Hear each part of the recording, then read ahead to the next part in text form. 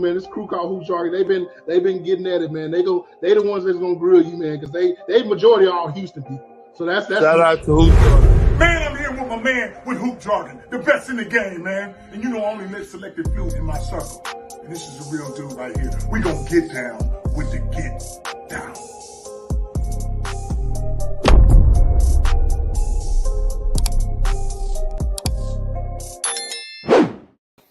Shout out to Hoop Jargon, man. Shout out to everybody here early in the chat, man. I appreciate y'all being a part of this experience that is Hoop Jargon.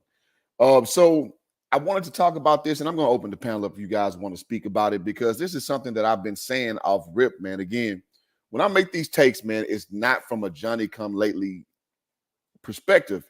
I really look at these situations. I assess it. I'm like, okay, this can go this way. And so far, I've been on a hot streak. I just have.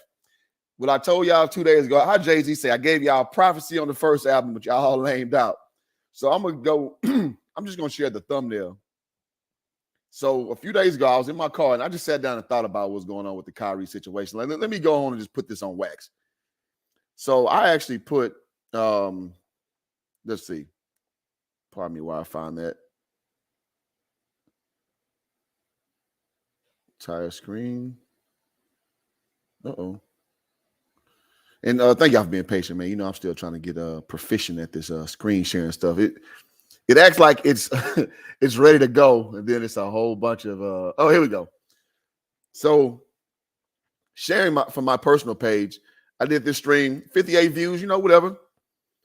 And I laid out my whole thesis that I'm about to relay out right now. And what I said was, now I named it something else, but last night I named it Kyrie, you have a problem. This is before I knew he opted in. But the problem that I was putting out was that Kyrie had no leverage in this thing. Kyrie is such a smart guy that he's damn near too smart for his own good. And sometimes when you're too smart for your own good, you don't have the foresight to see basically everything encompassing what's going on, man. And salute Third World Columbia in the building, H-Town. Yes, sir. Salute Sub-Zero as well, man. And my whole point was, listen, man, this dude is so smart, yet he's dumb. And by dumb, I mean you have poor self-awareness. You don't realize that, listen, man, you are damaged goods. You got the game. Nobody can question Kyrie's game. But you're seen as a flight risk. You're seen as, how did DL usually put about Monique, occupational hazard dealing with you, because your passions go with the wind. So a team is not going to be able to trust you enough to put money towards you for a long-term period of time, because like I said in the video, one moment you don't care about money. The next moment you do. One moment you say we get paid too much, you know, your profession gets paid too much, and you should be able to do that for free because everybody's the same and everybody's equal and all this shit that you be on, this old quasi no, original. Okay, you know that stuff. What was that from Martin? That little chant he was doing. Kyrie does this stuff and like, because he wants to be magnanimous. He wants to be a revered guy because he is a brilliant guy. He is, but he's an explorer. Like, you know, again, with the Hamza hand on, excuse me, with the Hamza hand on his shoulder, he likes to explore. And what you have to understand is if you have that type of spirit, you better be the curator of your own product, meaning you work for yourself. Because if you are relegated to work for someone else, listen, bro. They're going to always wonder if you're on the next journey. So why is that relevant what we're talking about? And shout out to Primetime in the building. Says, good morning, brother D. I love Jack State University. Yes, sir. And the problem is people don't know where your passions lie. And when you're putting up that type of money, I can't trust you going to stay in the same mind frame. And some people may call that hating, but I'm just being realistic, man. I live in the real world, man. Y'all can live in whatever worlds in y'all mind y'all want to live in with Kyrie. But in the real world, there's bottom lines. In the real world, there's protocols. In the real world, there's standards. It just is, fellas. It just is.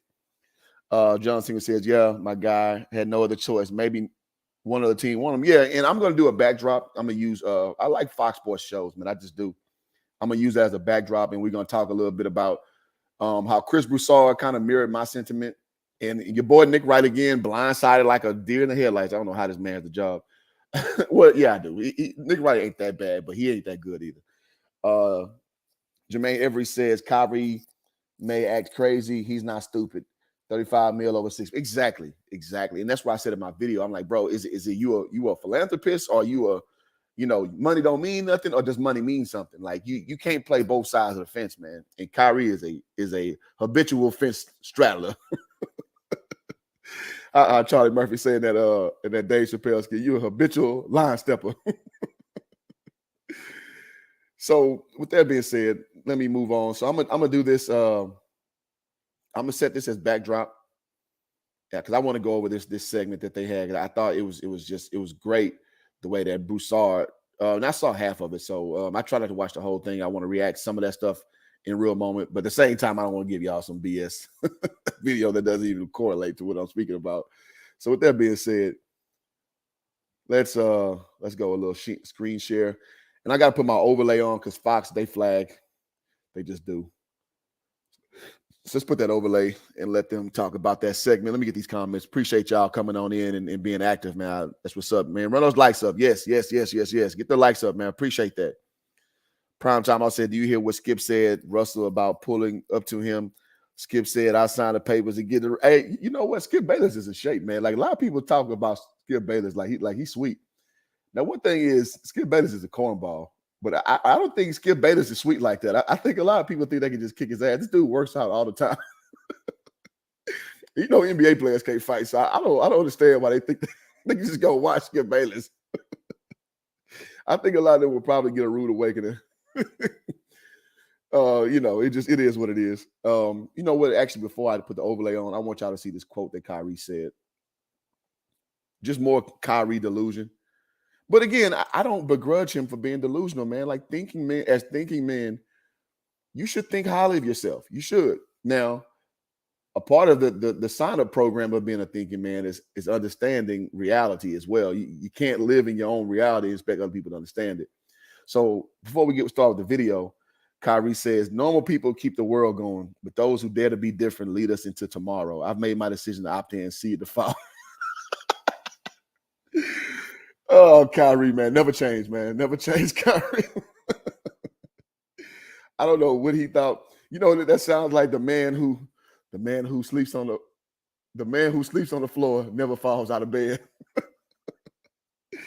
That's that pseudo intellectual shit that Kyrie be on sometimes, man. It's funny.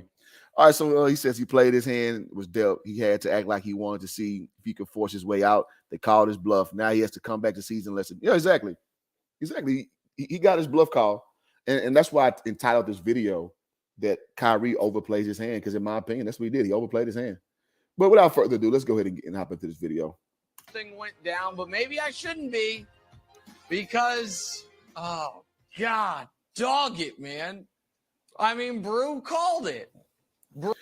I love how dumbfounded, keyword dumbfounded, that Nick Wright gets when people who have foresight can predict things early. He just, and I told y'all, man, I ran down on him the whole final. If y'all look, the whole final series I chronicled, and I said how horrible his prediction was, against the series before when they played the Mavericks. And I did all this in real time.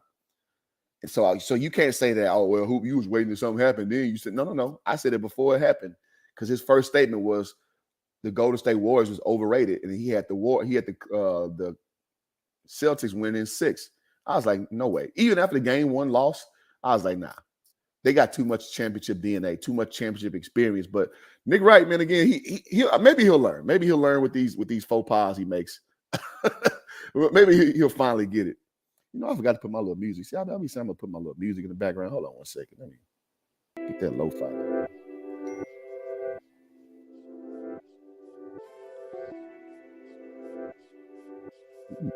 Let me set a little backdrop. All right, there we go. All right, let's get it. Brew gave the Nets the blueprint.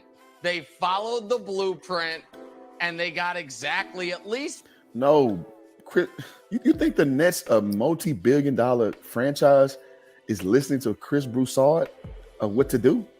No, they acted as a company would act, and Chris Broussard and myself, understanding how corporate brass operates, we just mirrored the similar sentiment because it's the only thing that made sense. You can't capitulate to your stars, man. Not like that. Now, some things they say that may be, revelatory, you pay attention to. But when they're throwing temper tantrums because they want more money, you don't reward temper tantrums with giving them what they want, especially when they don't have the leverage. That's all that was, man. For the time being, what they wanted. Bruce said, draw a hard line, treat them like a stern parent would, and you will be rewarded. And I said, oh, you're playing a dangerous game. You're going to lose them both. Kyrie. I'm not going to lie. I wonder with dudes like this, how they deal with their relationships. I wonder because a lot of problem with a lot of dudes is that they're not confrontational. And I'm not either in the sense that I'm not trying to fight nobody per se, but I will make things uncomfortable if it need to be. And just to state about what I'm about. I will do that. And I think a lot of dudes struggle in that department because they just want to go path of least resistance. So it's funny how you can learn a lot from a person from what they say in moment and how they view things. But let us continue. He's going to dangle the Knicks as leverage. Kyrie's going to dangle the fact that he's an irrational actor and might take $6 million from the Lakers as leverage. And Brew kept saying they have no leverage, that Kyrie has no leverage, pardon me, and that you could possibly get Kyrie on a very short deal. And I got to tell you something, audience. Each and every day I left the shows and I was like, Brew is out of his mind. Brew. I like this comment from a rap god. I agree wholeheartedly. Nick Wright is socially awkward. Yes, he is. And like I said in the stream, I said when I was sitting in my car, a lot of these dudes are in the media. Like they're lames. Not all of them, a lot of them. And Nick Wright in particular, absolutely, man. He's a herb, man. Like I say that, reflexively on this channel, man. I mean, it's not to slight him. It's just this is my honest assessment. So yeah, absolutely. Yeah, y'all keep those likes the opposite down, man. Let's get them things up, man. Appreciate y'all. Let's keep rocking. Brew keeps saying the same thing, and it's dumber each time, and then it happens. So, listen again. I know he's being facetious. However, that's his true mind. He's like, how do you keep getting this stuff right? Because he thinks like a man, though. You think like a player's advocate, and nothing wrong for advocating for players, man. But when you think that players overrule the corporate brass, you're just being disingenuous, man. Now, when you're LeBron James, things are different. When you're Giannis Antetokounmpo, things are different. Kyrie Irving is neither one of those guys. You don't have that kind of that cachet, nor do you have the rapport with the Brooklyn front office, man. Yeah, I mean, I'm shocked, but maybe I shouldn't be. I mean, Brew, what do they say? Broken clock, right twice a day. Brew's now gotten two things very right that I've gotten very wrong in the last month, which at least he admitted. I don't know if that bodes well for the rest of 2022 for him, but he's on a bit of a hot streak. Brew, you called it. I give you credit. They did what you said they should do, and for the time being, it appears to have worked for them. Before he go, man, that got to be the most backhanded compliment I've ever heard in my life. And he does that reflexively. Again, it just peers into the personality. He likes to be a know-it-all. He's a Poindexter. Most real men like, you know what, I was wrong. Good shit, man. I was wrong. He can't do that, man, because he's a herb, man. Nick, I'm amazed at how you can make a compliment feel like an insult. Because I'm not sure what to make of what you just said. I don't know if I should take it as a tribute or take. Again, he's being facetious, but look at his face. That's how he really is. He's a passive aggressive, whatever. I don't even want to go in on Nick Wright because I can turn this whole I can turn this whole stream around. It as an insult or whatever, but the bottom line, Nick, was he had no leverage. And Kyrie understood he had no leverage. And so over the past 2 weeks, he's smart. You might say he's odd, he's quirky, he's zany, but he's smart. And so the last 2 weeks, what he did was try to create leverage. Bingo. He tried to create leverage because there was none there. And that's why in my video, I said, Kyrie, you have a problem. All right. Put it out there that he would go to the Lakers for $6 million a year. Which we all knew was cap. I mean, and look, most players couldn't have even put that out there, right? Most players, you put that out there, please, that's not even close. But because of Kyrie's antics in the past, we were like, you know what? He might do that. Agreed. And that's why I said in my video too, is that he's so aloof. He's so unpredictable that he may do that. And now, you know what? If he would have done that, I probably wouldn't question anything else he's done because he's really about that shit. Like he would take a $30 million haircut to prove a point.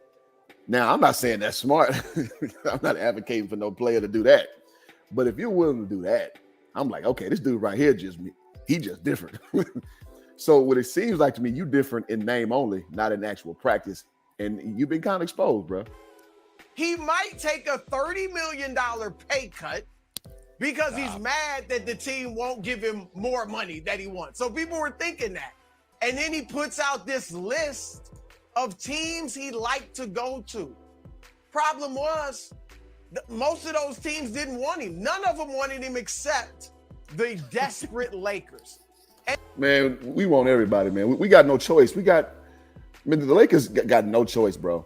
The Lakers got no choice. Third World Columbia says Nick Riley clown, man. Been a clown. Always will be a clown. The best there was, the best there is, and the best there'll ever be. Shout out to Bret Hart. That's Nick Wright with his clown shit. He'll always be that. Rap Guy says Lakers stuck with Russ. Oh yeah, I said that in my video too. I was like, Russ not going nowhere. We can't deal Russ. Nobody wants him. I'm sorry. All the Russ stands out there. I'm sorry, man. Reality sucks, don't it? Nobody wants him. We stuck with him. And that's why I said I made a video about Darvin Ham, about what he was giving Russ endorsement. He had no choice. You better implement him, because if I'm guessing correctly, he probably came into his interview saying that he could use Russ. I'm sure that's what got him the job, because he was like the fourth candidate, but you know what I mean? So yeah, we have no choice. Kyrie has mental issues. Well, I don't think he has mental issues. I think he is a raging narcissist who thinks too much of himself.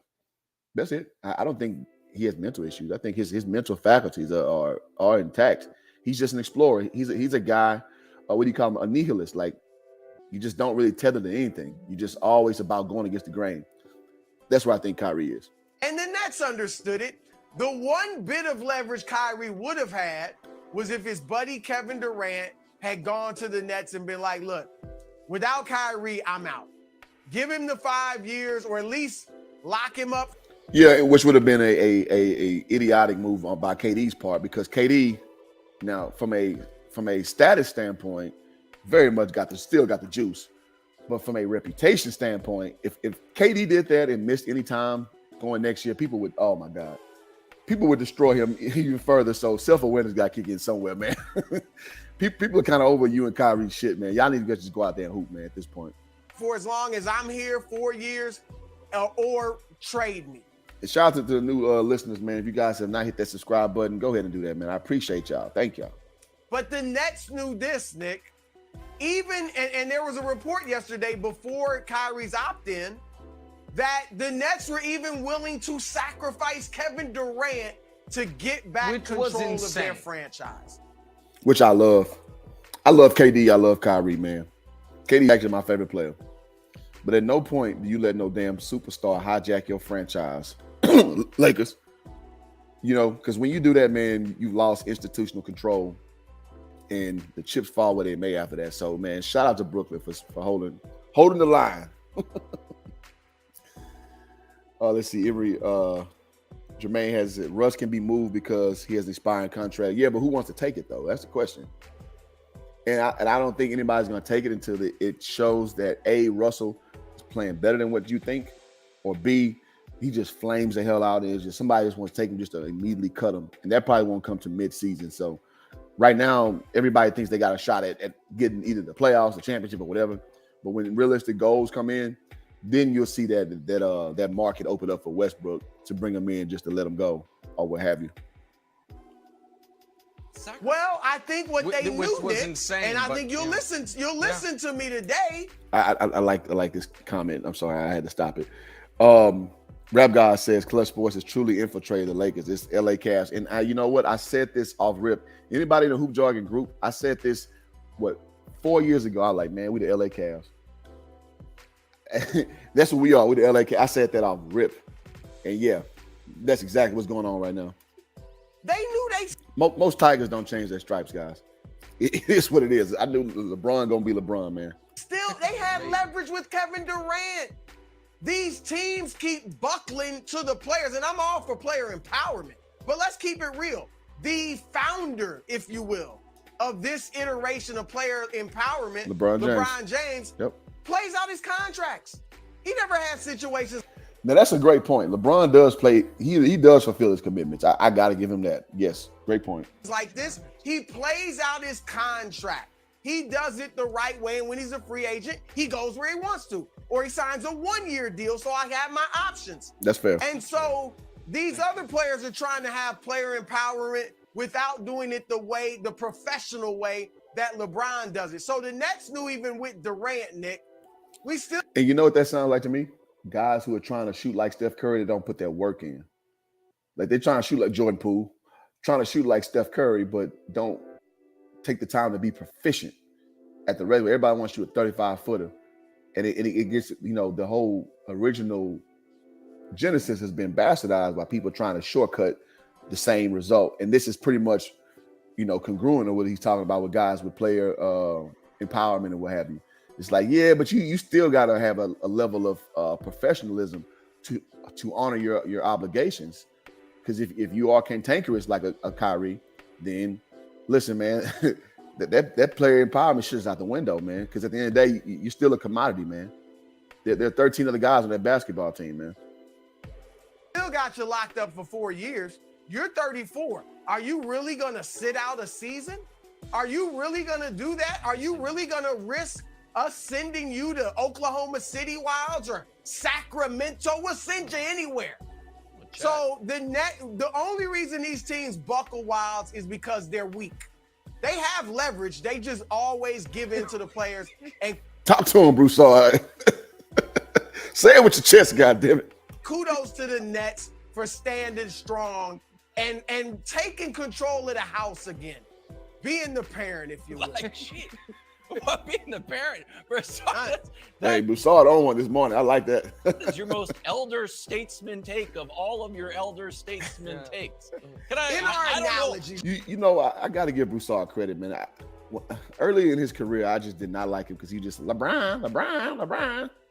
He's kind of found his little stride, man, of being more of a conservative. Just I see things this way. His points make a lot of sense now.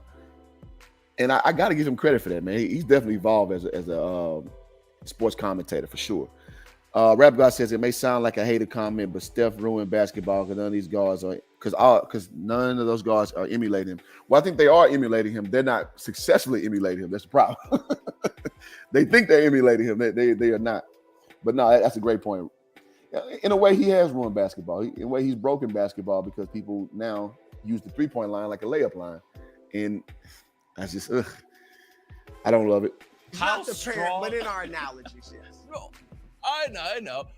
I'm just going to say, Nick, and I know you put this out here. So I'm gonna let Wilder go, and I'm gonna do one more snippet of a video about showing how desperate my Lakers are in conjunction to this Kyrie Irving storyline. I'm gonna open up the panel up so you guys can come up here and talk your shit, man. Tell me what you got to say on this subject. And you told a nice fable about your radio. Hold on, we got a comment here. Let me hop back over here. I remember when Broussard thought that he was woes, he went away from that hot take. And yeah. Exactly. Like I hated what he was, but now like him being an elder statesman, like they just said, and him just kind of calming down, being more conservative with his viewpoints. Like it's just funny. I'm like, damn, do I like Broussard now? And I do. Like I used to really hate this dude. I did because his takes were horrible. But now he slowed down and he found his lane. Like, I'm like, damn, I agree with this motherfucker all the time. It's crazy. Days when you were like, I was in Kansas City and I felt disrespected. So I went to Houston. You told us you were insulted and you're like, even if the money is that I'm going to go. And I just let it play out because it was a nice story, your origin story, if you will, on how you became the take superhero that you are today. But the one flaw in it was, and that's why I turned down $30 million. Like, what? That was never going to happen. It was never going to happen. You could be $30 mad at somebody. You could be $3,000 mad. You could even be you could be $30,000 mad at somebody. Where you're like, you know what? I don't want that house is a good deal. I don't even want that house because I don't like the neighbor. You cannot be $30 million mad at someone. I have to kind of agree with that. That's a whole different type of mad right there. When you're going to take a $30 million haircut, I don't care how rich you are. Now, if you're a billionaire, maybe. But if you're just a millionaire, $30 million is a lot of money. Ladies and gentlemen, that's a lot of goddamn money. Just doesn't exist. So the idea that he was going to go to LA and deal with those frisky, pesky California taxes and get his check, which was going to be amount as like a high-end dentist, I just was not buying it at all, one iota. So yes, the Nets held their ground, but this wasn't, the Cuban Missile Crisis. There wasn't a lot of leverage on Kyrie's side. I understand there might not have been leverage. However, Wilds, Kyrie was more than $30 million mad at Nike, and he was $20 million mad at Science. So the idea that he couldn't be $30 million mad at the Nets because... No, well, the problem with that is you don't stack bad decisions. Generally speaking, smart people, you learn from your decision. Like, okay, all right, maybe I went a little too far on that. And Kyrie strikes me as a put your hand on a hot stove kind of guy and then learn the lesson kind of guy. That means you keep putting your hand on hot stoves. To Bruce's point, because it was Kyrie, it was believable. And I fear I might fall off the screen here in just a moment. I need to sit up. Oh, yeah, mercy. I don't know what's going on. You guys can't see, but he kind of fell down in this chair and the thing got out of frame, which is a big no-no on national television. So that's what he's tripping on right now. I'm not done talking yet, director, please. I have something else to say here. You're not going to... What's the thing they do with the Apollo with the big hook? We get a little You're not hype, pulling me off the screen. hype? I would like to say something to the group about what happened here and then something about with Brew. The other... And I want to say this too. Let me show the screen for you YouTubers out here. Listen, man. I give FYF Sports credit for this. This is a visual platform, man. When you got people on your shit, everybody should be aligned, man. And what they kept doing was like making gestures for him to get back even with them, as far as the being the same height. I don't know if you guys can see it. Can you see the screen? Oh wait, that's the background. Hold on. So can you guys see how linear everybody is?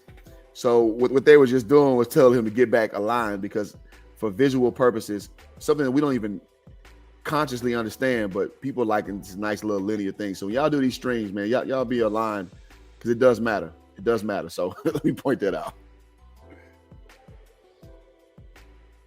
The thing that happened here is the Knicks kind of killed whatever leverage he might have by making it clear, oh, we are clearing out cap space for a guard, but it's Jalen Brunson, not Kyrie Irving. Because when you and I were going back and forth and you kept saying, where's he going to go? Before the Lakers thing became a real thing that people thought might happen, I kept saying the Knicks. And I kept... No, bro. No way, no how was Kyrie going to the damn Knicks. There's nothing for him for the Knicks. Nothing.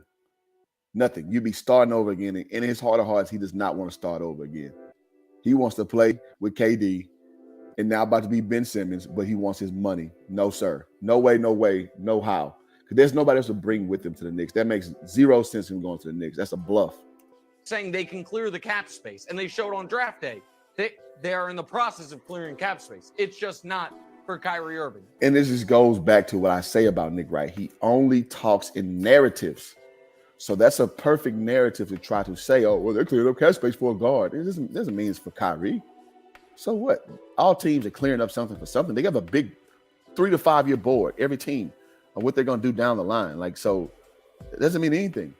But again, this is where he specializes, is trying to read tea leaves of outward stuff and then try to put everything together. This is classic Nick Wright, man. However, Wilds, you said that Bruce, it's the most elder statesman take. But you know what? Self-awareness is important. Agreed. And all of us, and I'm not revealing any confidences, but Jenna, you and I do have something in common. We off the air occasionally, we love our children, but off the air, we might vent to each other that, oh man, kids can be a bit of a handful at times. Screen time this, iPad that, not listening to us. You know who I've never heard say a single bad word about his kids? Chris Broussard, both Ivy League graduates, essentially.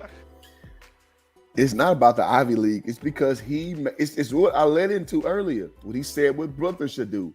You be stern with your kids, you set expectation, and you follow through. This may be a new concept here, but when you And in a certain sense, your players are your kids. So if you let them have carte blanche to do everything, guess what? They're going to buck your authority. But when you lay expectation down and you stay consistent, guess what happens? Your kids listen to you, because kids, and guys, I'm not on here capping on these strings. I used to be a teacher. So when you teach, you call this classroom management. In my first year and a half teaching, I was terrible because I didn't know how to do that. I was trying to be too nice because I want the kids to like me. When I started to see kids are naturally going to like my personality because I'm funny. I was an asshole the first 2 weeks, just an asshole. And you know what happened? They know when they come to my classroom to tighten up. I would do a thing where I would play music. Like, when the music stopped, you better get started on your warm-up. No questions asked. You better not be walking around. You better not be asking for no pencil. You better not be asking for no paper. You better be sitting down on his warm-up when his music stops. So I would play 90s R&B.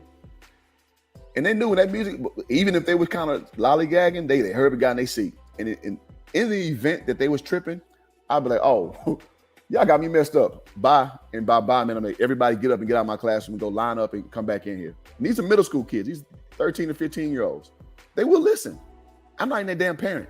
They will listen if you set expectation properly and you follow through. If you don't follow through, then they're going to buck and see if you, they'll try to buck you, but if you chop the head off a dragon, you stay consistent, they will respect it. Same thing here. And that's why I'm sure Chris Broussard doesn't have a problem child rearing, where you two may, because y'all let everything go. Just captains of industry. So maybe when it comes to how to run the household, how to have the stern hand, maybe we could learn from Chris. Ain't that funny, y'all? At the beginning of the stream, I just said, I wonder how he deals with his relationship based on how he's just mind blown being stern is effective. Did I just say that? So I never saw this part of the thing. So interesting. Broussard, I'm open to it. I'm open to anything because at this point, Bruce said, I'm drawing a line in the sand and I'm not going to flinch. You need to listen to some Kevin Samuels, bro. you probably getting dog walked in your house by your kids and your lady. People tell their hand about how they speak in these streams, man. And I said, you're going to end up with everyone's going to leave you, bro. And now all of a sudden his Nets are back. We're about to talk about it. His Clippers might be back. It's all coming up Brew this morning. It's unbelievable. I really am annoyed by it, but it's all coming up Broussard. Hey, I'm glad. It sounds like Nick Wright is kind of learning. Chris Broussard is his proverbial dad on this show, so it's good to see him growing up. All right, so Rap God says, socially, I was more liberal in my free thinking, but since the last 3 years, I moved on from the ideology. Man, same here. I would say more for me about the last 5. I had to step away from that plane, man, and, teach their own. Once I started seeing that, this world can give you a lot, it also can take a lot, and your mentality matters. I've kind of, about faced in that capacity. See in the building, H-Town, yes, sir. Dante S in the building says, Kyrie going to pull another stunt this year, if not injured. Well, I hope he does it, man. I hope Kyrie keeps basketball, because he is a wizard in that capacity, man. He really is, man. So if he can keep basketball where basketball is, man, I have a lot of faith in this dude to do great things. He just gotta rein in those passions, man. His passions are everywhere, man. Shout out, man. We're 15 deep, man. Y'all make sure y'all hit that like button, please. I appreciate all y'all who are here. CMI says Kyrie is a great player. I don't think he is worth all that drama. Well, and that's why I said in my stream 2 days ago, I was like, a lot of franchises are asking that question: is the juice worth the squeeze? And I think in a lot of capacities, some people just like, I'll pass. So I'm gonna play like 2 minutes this next one. I'm gonna drop the link. So if anybody wants to hop on and talk their shit about Kyrie or whatever you got from a hoops take, I got about an hour in me, man. We can do that. So let me share screen to. Now here's again why I hate being a Lakers fan right now, because the Lakers fanboys. He said the autocorrect. Yeah, I got you. The autocorrect monster got you, man. That's me all day, boy. I be getting straight up hauled out by that. All right, so let me do a share screen. So again, with the Lakers fanboys, well, the LeBron fanboys, they want this easy slate for this guy. So it says dream shatter, poor LeBron and Lakers. Now, he says, let me get to that screen. So what do you do instead of Kyrie? Is what it says. So let's hear a little bit about this. Is my overlay still on? Yes, it is. All righty, and away we go. This was going to happen. They were the only team reportedly showing interest in doing so, but not in anything LA has to offer. Well, here we are, guys. Kyrie taking the bag to go back to Nick, start with you. How disappointed do you think Lakers fans should be this morning about? As a resident Lakers fan, I'm not disappointed at all. Because I'm going to be honest. Us with Kyrie, again, I said this in my stream, it doesn't help us. We're just too old. The game has passed LeBron James up. Not from a statistical standpoint. He's going to break Kareem's record. He's going to do all those things. But as far as winning meaningful basketball games, like that ship has sailed, man. That ship has sailed. So Kyrie coming and recreating the Cavaliers when that team was barely good enough to beat Golden State, coming back 3-1 with Bogut going down and Draymond acting a fool and Harrison Barnes playing like he forgot how to play basketball. That's just too much. That's too much to recreate. And LeBron playing literally no defense now. AD, we lucky we get 40 games out of AD. And Kyrie, no, it's not happening. We're not beating them. It's basically a patchwork team versus a team ingrained with actual culture. It's not the same thing. So, no, we're not beating them. We're not beating the Mavericks. Maybe we'll beat the Nuggets. Maybe we'll beat Utah. We're not beating the Clippers, especially adding John Wall today. We're not beating the Clippers. And we're not beating Memphis. We're not beating Memphis. And, I'm sorry, Golden State. So, I don't know. What does Kyrie to help? He doesn't help anything. We're too old. But let me continue. Missing out on Kyrie. Oh, pretty damn disappointed. And that shows you the state right now when you're borderline devastated that the most unreliable star of the last half decade isn't coming to your team. It's not a great sign, Wilds. It's not great. I got to tell you. Lakers fans, here's what you got to look forward to this year. So you about to see Nick Wright tell his side of the story through the lens of LeBron James. That's all he knows. I'm telling you, man. He's consistent. I'll give him his credit. He's consistent.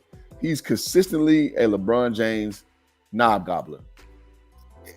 It's like he can't see reality through any other lens but a LeBron James fan.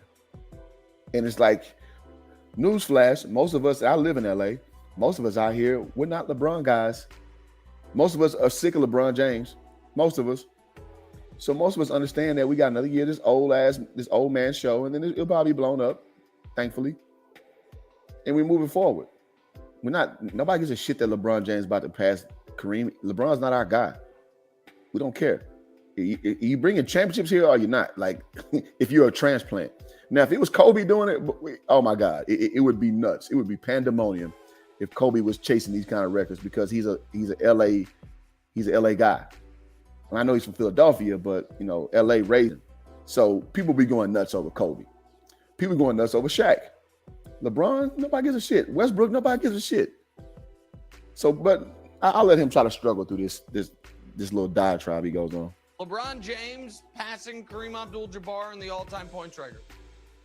That's the list. Good. That's it. Circle the dates. We don't give a shit about that, dude. He's a Cleveland Cavalier, man, who won us a bubble championship. Thank you.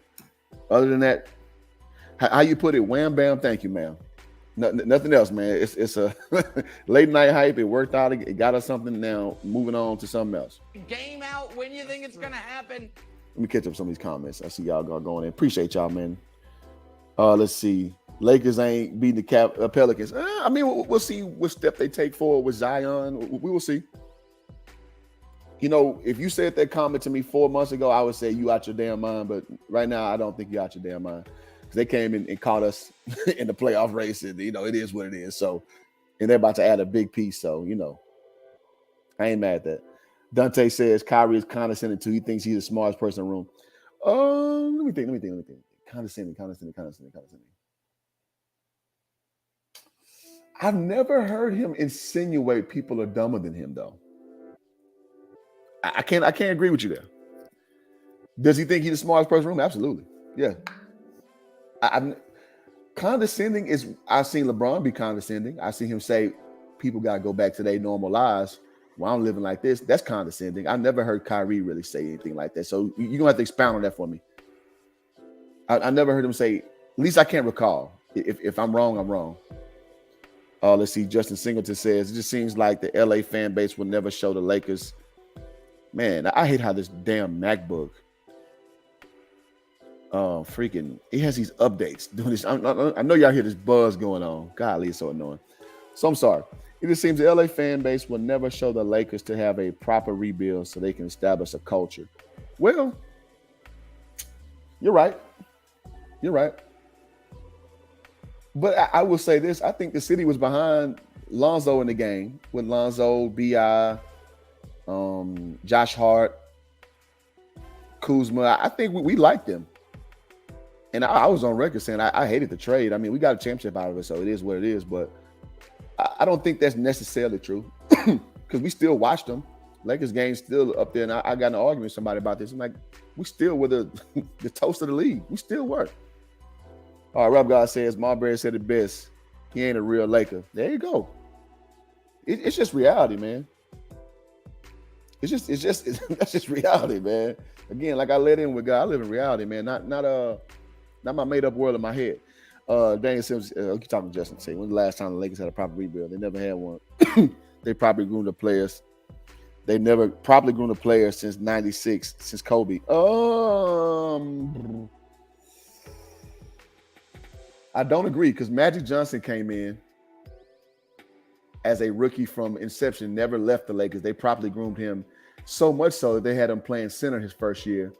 James Worthy properly groomed as a Laker. No, I don't agree with that at all, sir. Nope. Now, we were properly grooming that cast I just was speaking about.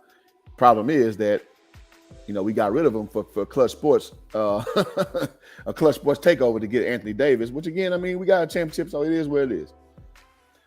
Remember that saying for Manny Ramirez. I'm sorry. Remember that saying for Manny Ramirez, they would say Manny being Manny. Same with Kyrie being Kyrie. Yeah, and they say about Russell Westbrook as well. It's just like you got to temper, like, okay, how much can I take of that person being that person? That's always the question you really got to ask yourself. And when the juice not worth the squeeze, then that's when you have problems. All right, so I'm gonna go a little bit more on this, and then again, if y'all want to hop on the panel, let's talk about it. Because that's all. Well, and I started the show by saying Brew was right about, the Nets playing at Stern with Kyrie. I thought they were going to blow up their old team. And now I have to say to Wilds appears to be right that game one's going to come around and Russell Westbrook's going to be on this damn Lakers team, and they're just screwed. Again, I can't not help but to get on Nick Wright with his sensibility. What else do you thought was going to happen? You think somebody just going to take Russell Westbrook just because he used to be somebody? Come on, man. Like, you think these NBA teams are that stupid? Is that how you think this thing goes? Lord have mercy. All right, so if I see you in the wings, let me go another minute, then I'm going to bring you up, my boy. Yeah. So, yeah, they should be disappointed is the answer, Wilds. It's not great. Yeah, I actually heard the news on Sirius XM radio, that Rock the Bells LL Cool J channel, and I just want to get the report correct. You about to start trolling. Going back to Cali. I'm going back to Cali. I don't think so. I don't think so. That's well done. It was obviously never going to happen, Rick. I never bought that Kyrie was going to leave $30 million on the table to go with the Lakers. I did think that Rob Pelinka was going to be enamored with a point guard who is just captivating, who didn't work on one team and then left and went to another team and then left and went to another team. But I can make it work. Oh, the power of LeBron can make it work. Of course, we can recapture some old magic. I thought even if Kyrie went to the Lakers, Rick, it wasn't going to work. With LeBron playing 56 games, AD played 40, and Kyrie played 29, I think maybe together they would get maybe 80 games between them. Thank you, sir. It wasn't going to work anyway. And I'm sorry, I stand on that. Lakers fan here. Been a Lakers fan a long time. Ain't happening. Shout out to Tomorrow Leaders Network in the building. Nick smoking that boo-boo. Exactly. Smoking that dog food, as one of my partners would say. The AD era is really a failure. More or less, yeah. He got to step it up. What I'm going to say is the fan base of LA is demanding. They won't allow a rebuild. They tried with Lonzo. Well, I don't think the fan base traded him. I think LeBron came and traded him. I don't think the fan base was cool. Let's see. Off the subject time, you think the Mavs do add Wood? I think he'd be a good floor spacer for them. I think that's a good addition. Does it move the needle? Not all the way. They still need some rim protection. But it's a step in the right direction to take some pressure off of Luka. Let's see, Danielson. I was saying never from E. You got to explain it to me, my man. I'm so sorry.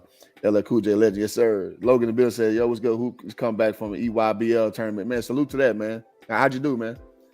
All right, so yeah, I think we'll be good on that. Let me add my boy Sub-Zero up here, my unofficial co-host. Let me take my my veneer off. Without further ado, man, let's bring Sub-Zero up, man. What's good, brother? What's the deal, man? Good to see you, bro. Ain't nothing, man. How you doing, fam? Man, got 3 days off, man. So I'm gonna kick it like the Lord intended. That's what's up, man. That's what's up, brother. Look, man. I mean, Kyrie, really, I agree with you. What you said, man. People are tired of this shit, bro. Just ball, bro. Yeah, we sick of the act. Everybody. Oh, Kyrie's the most skilled. All that, dick riding that they gave him when he hit the 60 against Orlando. Oh, Kyrie's the most skilled ever. Kyrie's this, Kyrie's that. And then they fizzle out in the playoffs. He has one good game. They like 1 or 2 tweaks away from being what everybody think they are. Why not just fight through? You so close. Everybody, they got swept by Boston. Well, Boston went to the finals. So that's not really saying much. You know what I'm saying? Boston was not a trash team. Mm-hmm. If Ben Simmons comes back and plays some real defense, they get a couple of pieces here and there. Plus the COVID protocols got them this year with where they were ranked. They never really, they were losing even when they were on the team together. They still would lose because they wouldn't play defense. Probably shore up the interior, get somebody in the paint to halfway, get some rebound and play some interior defense. They'll be a solid team. Agreed. They didn't need 3 All-Stars. I really don't think you need that. I think they really just needed him and Kyrie. And, the third guy, Ben Simmons, helps. But with what you're paying him, you probably could have got 2 or 3 good, like a Clint Capella, guys on the interior that probably could have helped with certain pieces. But I just don't think that, I really hate this microwave mentality that a lot of people have. And another thing I'm kind of sick of is wherever there's a LeBron James, there's always this discussion of helping his team win. That really pisses me off. It's like LeBron to me is not even the top tier guy right now. As far as if we really being honest, he's doing what he did this year is the exact same thing what Karl Anthony Towns did in Minnesota a couple of seasons ago. Same exact statistically great, but the record wasn't good. Same exact thing. Same, he played the amount of games, he got his stats, and it still wasn't enough to get him over the hump. Agreed. But Karl Anthony Towns is not looked at the same as LeBron. LeBron's still in a lot of people's minds, still a top probably the best player in the league in a lot of people's. They still think that. Mm-hmm. And so for me, him going to LA was a calculating move to put himself in the center. He knew what the Lakers were. From what I hear, Kobe secretly didn't like that. I mean, I knew Kobe's a Laker fan for life, obviously, but I think he knew coming to LA he was trying to, he's coming under the shadow of Kobe. Mm-hmm. But I just, in my mind, I'm sick of the media just, how can we help LeBron? How can we help LeBron? Every day, all day. And I'm sick of that. I'm sick and tired of it. Everything that it happens in the NBA has something to do with LeBron. People don't believe that. But I can damn near show you, like in certain stories, like, man, you just don't like him. Yeah, I don't like his stank ass. That has nothing to do with what really is going on with the manipulation behind the scenes. And when what's his name lost with Toronto, how they just completely just threw him under the bus and destroyed him. And of course, he's helping them now because he's not playing, and that's Kawhi. Yeah. But I was like, man, y'all, Kawhi lose one time, y'all just throw him under the bus like he's discardable. I'm like, wait a minute. Yeah. When did LeBron take a team of role players with no help, with nobody averaging a lot of points, and win a chip? You got to get this guy his props. And then of course he helps him because he sits out. So it's like, I understand you have this degenerative knee disease, but probably like, dude, you gotta play eventually. Like, you know, had you came back, because he kept faking like he was gonna come back, he never came back. I'm like, okay, what are you gonna do this year? Like, if you and Paul George come back this year, are you guys gonna be ready this year? You know, you got all these opportunities to do everything that, you know, to get that. Because I honestly think the Clippers are one or two decisions away from really going, they could be a great team. Oh, absolutely. And with John Wall coming in, I mean, shoot, like that's I don't care what version of himself he is. He's better than the second point guard they've had in the last 4 or 5 years. Yeah, I mean, you put John Wall in that mix right now, you leaving the lane wide open because you got to check both wings. You got to. And absolutely. So if he's always been good at going, you know, very good at horizontally going up and down the lane. Absolutely. That's his strength. And he's probably, if I were him, I would be in tip-top shape. That's just my personal opinion because everybody's written him off. And there needs to be something in these guys that say, hey, I'm not going to be written off. I think back to the Kyrie thing, I think, Kevin Durant refuses to do the little tweak thing. Look, I saw them flaws in this game years ago. I came on your channel. I probably talked about it. I said, Kevin Durant has been locked up when you get physical. I've seen it. When Tony Allen did it when he was in Memphis. And we saw this years ago. I was like, this dude's struggling with Tony Allen. Tony Allen is 6'4". This dude got in his chest and he didn't know what to do. You got that low base though. It don't matter about that height. Well, I mean, it does in a certain extent because that's all he does is shoot over people. I mean, he's I ain't gonna lie, the dude is like great, a great. I'm not gonna disrespect Kevin Durant. Yeah. He's great, one of the greatest. But at the same time, he's known for shooting over people. He's not gonna overpower you. It's not about his strength. He's just I'm elusive. I'm quick. I got some decent handles. I can get free and I can fade away and shoot over you. Well, no, that's not my point. So, and I think you're going down a great road that I want to expound on because this reminds me when I was in junior college, man. We played against a team called Eastfield. They had a guy on their team who was all world. I think he ended up going to the University of one of them D1 schools in New York. I forget the school. But anyway, another player, I think I was the second best player on my team. You know, I would probably put up about 15 and 12, somewhere around there. And I remember that game, I scored like 2 points. And it wasn't because that dude. It was because a coach put a goon on me. And all he did was get in my chest the entire game. Like I was a big hops guy. So I would, catch it off the rim and dunk and everybody go nuts. And then we go on a flurry. This dude, the whole game, face guarded me the entire game. Like he didn't care about nothing else going on behind him. So you knew the coach told him to do that. And it threw me off, man. I never had nobody do me like that in a long time since I was like a kid. So that is something. He wasn't as tall as me. He was probably about 6'3". So I was like, I'm about to kill this dude. I did not kill him. I had one of my worst games in college, period. And it's something to be said about that Tony Allen archetype because you get inside of somebody, man, and you really can take somebody off their game because you just put them in these adverse situations that they normally don't see. Let me put that. Bro, you know what? When I was in high school, they had me playing power forward. And I know that sounds crazy because you seen how tall I am. Yeah. But I could jump, but still. But you know what I do against a big? I would actually play my better games against real bigs because most kids in high school don't really know how to use their bodies yet. Facts. So they'll come down and they'll be trying to do little moves. I beat them to the punch. They'll get the ball. They'll throw it in. They got the ball by their waist. I'm stripping them. We had bigs on our team. Bigs play good against bigs. Fact. But if you got these quirky, herky-jerky, athletic guards that can get physical with you, they want to muddy the game up. We had a guy, he was about 6'10", 6'11". We call him Franchise. And he played with me at Tuskegee. His best games were against other bigs. But if he playing a game and they got a little 6'5" center, he gonna catch hell. Because he gonna get beat. We gonna beat him down the floor. He gonna be wore out and tired because he too big. But because he was like about 250, so he wasn't no little small dude. So he was just struggling to get up the court with these dudes. These dudes be beating him up, catching alley-oops, blocking his shot, and he just looked bad. I'm like, man, why you look so? Then we go up against another big, he can post up and do his moves. Thanks. 30 points. So it just depends, man. We saw that with JaVale McGee. You remember how they used him sparingly that last championship they won with KD?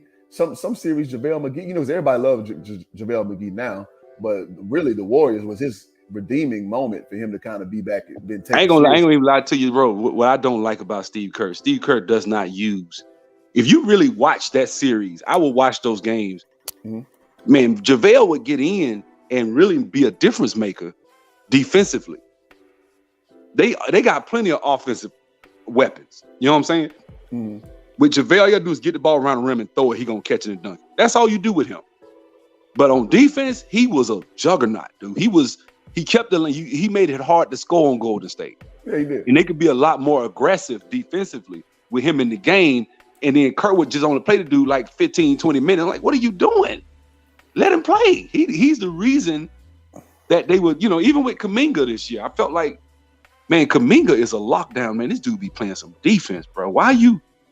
I like Otto Porter. He's cool, but man, go with Kuminga. He never really, I don't think he gave Kuminga the minutes. I just think he makes the game harder with the talent that he has. I don't think he uses it right. Because I honestly think I would have definitely played JaVale more, because the games when they won championships, JaVale would get in there, man, and it just all of a sudden things would just go right. Because it's hard to score. He clogged that's why LeBron wanted him. LeBron wanted JaVale McGee because he knew, man, this dude hard to score on. Agreed. My whole thing is I can't challenge guys when they win. When you win, I'm like, okay, it worked out. It's almost like we take that shot from 35. All right, went in, cool. So I can't criticize somebody who won like that. I just can't, bro. Well, look, listen, I think they had so many pieces, bro. It was hard for Boston because remember that, I think it was game 5. They really zoned in on Steph. Steph ain't have a good game. They still got beat. Mm-hmm. So it wasn't like they was just, I think it was game 5. I can't remember. But yeah, because it was 2-2. And then game 5, they zoned in on Steph. Because Steph had a bad game 5, and they were smirking in the press conference. And then come to find out, he knew he was about to have a good game because he was like, they can't hold me like that the whole game. They're gonna make adjustments. When they make the adjustments, it's just like they trapped. They played. It was a chess game. It was a chess game, and I got to give that Boston coach a lot of credit. A lot of people didn't want to give him credit. They still wanted to give the credit to Brad Stevens. That coach, man, he made the right adjustments with that. That team wasn't supposed to do what they did this year. They weren't. Everybody just knew it was going to be Brooklyn, and then it was going to be, your boy got hurt. Middleton got hurt. I don't like Middleton, but he would have made a difference in that series. That's a big difference maker, absolutely. He would have made a difference. I'm not going to say that's just lying. You know what I'm saying? But like I said, I think he's a great player. Kyrie, to go back to him, I think he's a great player. I'm a flat earther, so when people call the boy stupid because he believe the earth flat, I kind of cringe. I mean, you said that last stream, and one day I want you to explain it, because I say this all the time. I don't believe in it, but I cannot dispel it. I cannot. I want one stream. We're just gonna talk about it. I want you to lay it out there. Yeah, we could talk about that, because you can make it around Kyrie, because everybody talks about, oh, he's stupid. He believes the earth is flat. Like, yeah. Okay, man, people are doing experiments, and it's not just. Yeah, you look into it, because I know how stupid it sounds. I went to school. I learned about the planets. I learned the same thing everybody else did.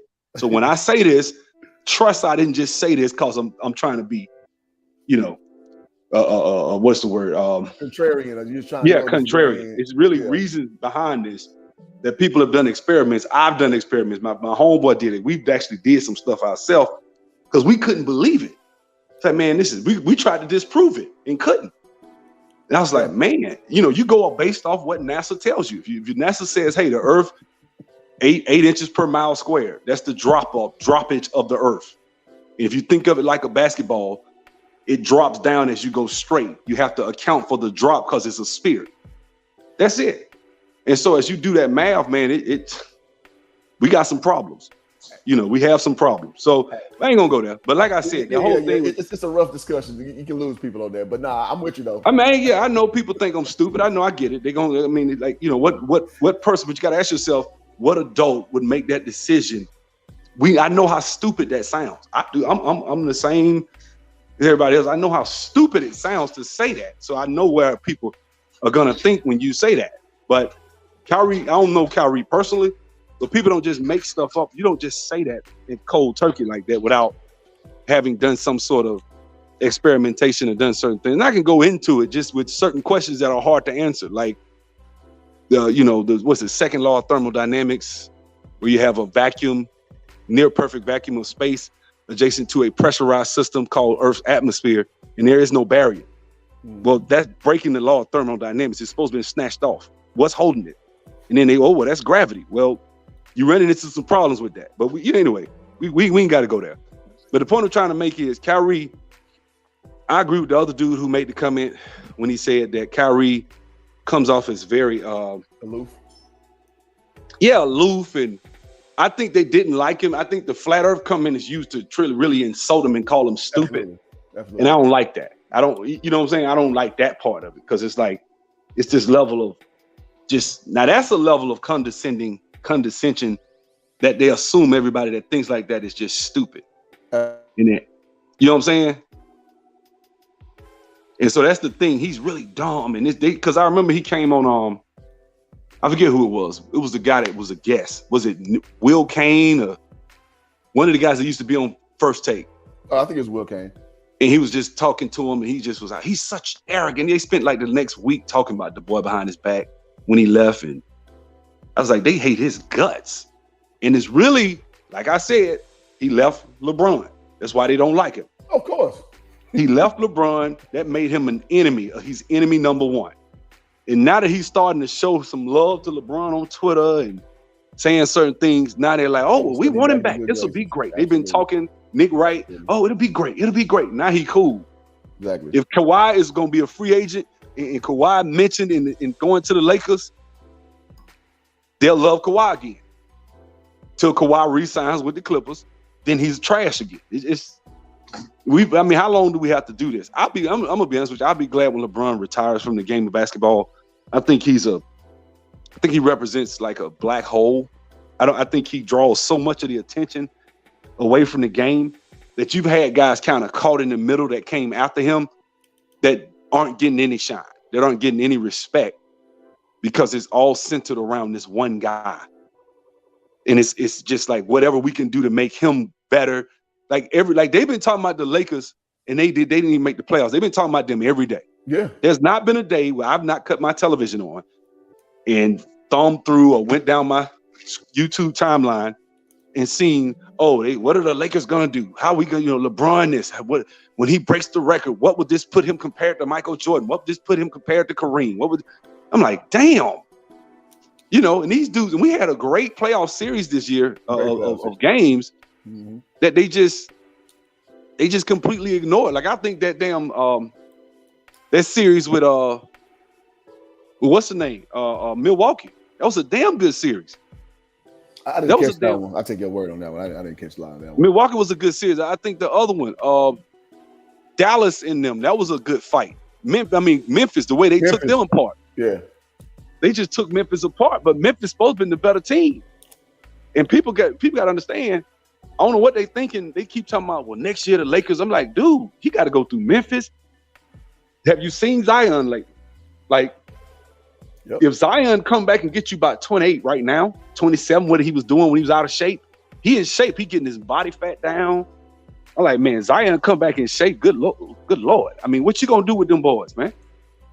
Now you put your third, fourth best option to check. You got three solid guys, man, on that team. I just, you know what I'm saying? I'm like, we got to take that team serious. Say what? I laid it out earlier. I was like, we ain't proven we can beat Dallas. We ain't proven we can beat a lot of teams. Like we got a lot to go through. Like the Warriors, anybody? The Grizzlies are not scared of us, and they're more athletic than us. I'm like, man, I don't understand where this. I'm gonna tell you, I think they're gonna come back with Westbrook. It's gonna be more of the same, and until they address their defense, they're not gonna win, bro. And really the reason they don't play defense is because the main floor general of your team walks on defense, points and pouts. Yes, he does. Because we've never seen a situation where a guy could just come down, jack crazy, got the media on his side 24 hours a day. He got all this political power. He got all this. He's the first of his kind, and so he's able to. But there's a cost to that. That is very taxing on the morale of the locker room for you to see a guy who is a shitty defender. He can't play no defense. People get him buckets. People not afraid of him. And he just gets his numbers. In scrub hour, everybody's sitting there watching him in scrub hour of certain games trying to fill his stat sheet. And then we just go, and then you go back, well, LeBron had 30, man, he needs some help. It's like, come on, man. And nobody calls that out. You don't have a real, like Darvin Ham just did that to put his face out there. I don't think he know he ain't finna win shit. He knows that. I ain't mad at him. Yeah. Yeah, he did that to get his face out there because I hadn't heard of him since the damn dunk contest. Be honest with you. And that tell you how old I am. Yeah. You know what I'm saying? But I remember him at Texas Tech.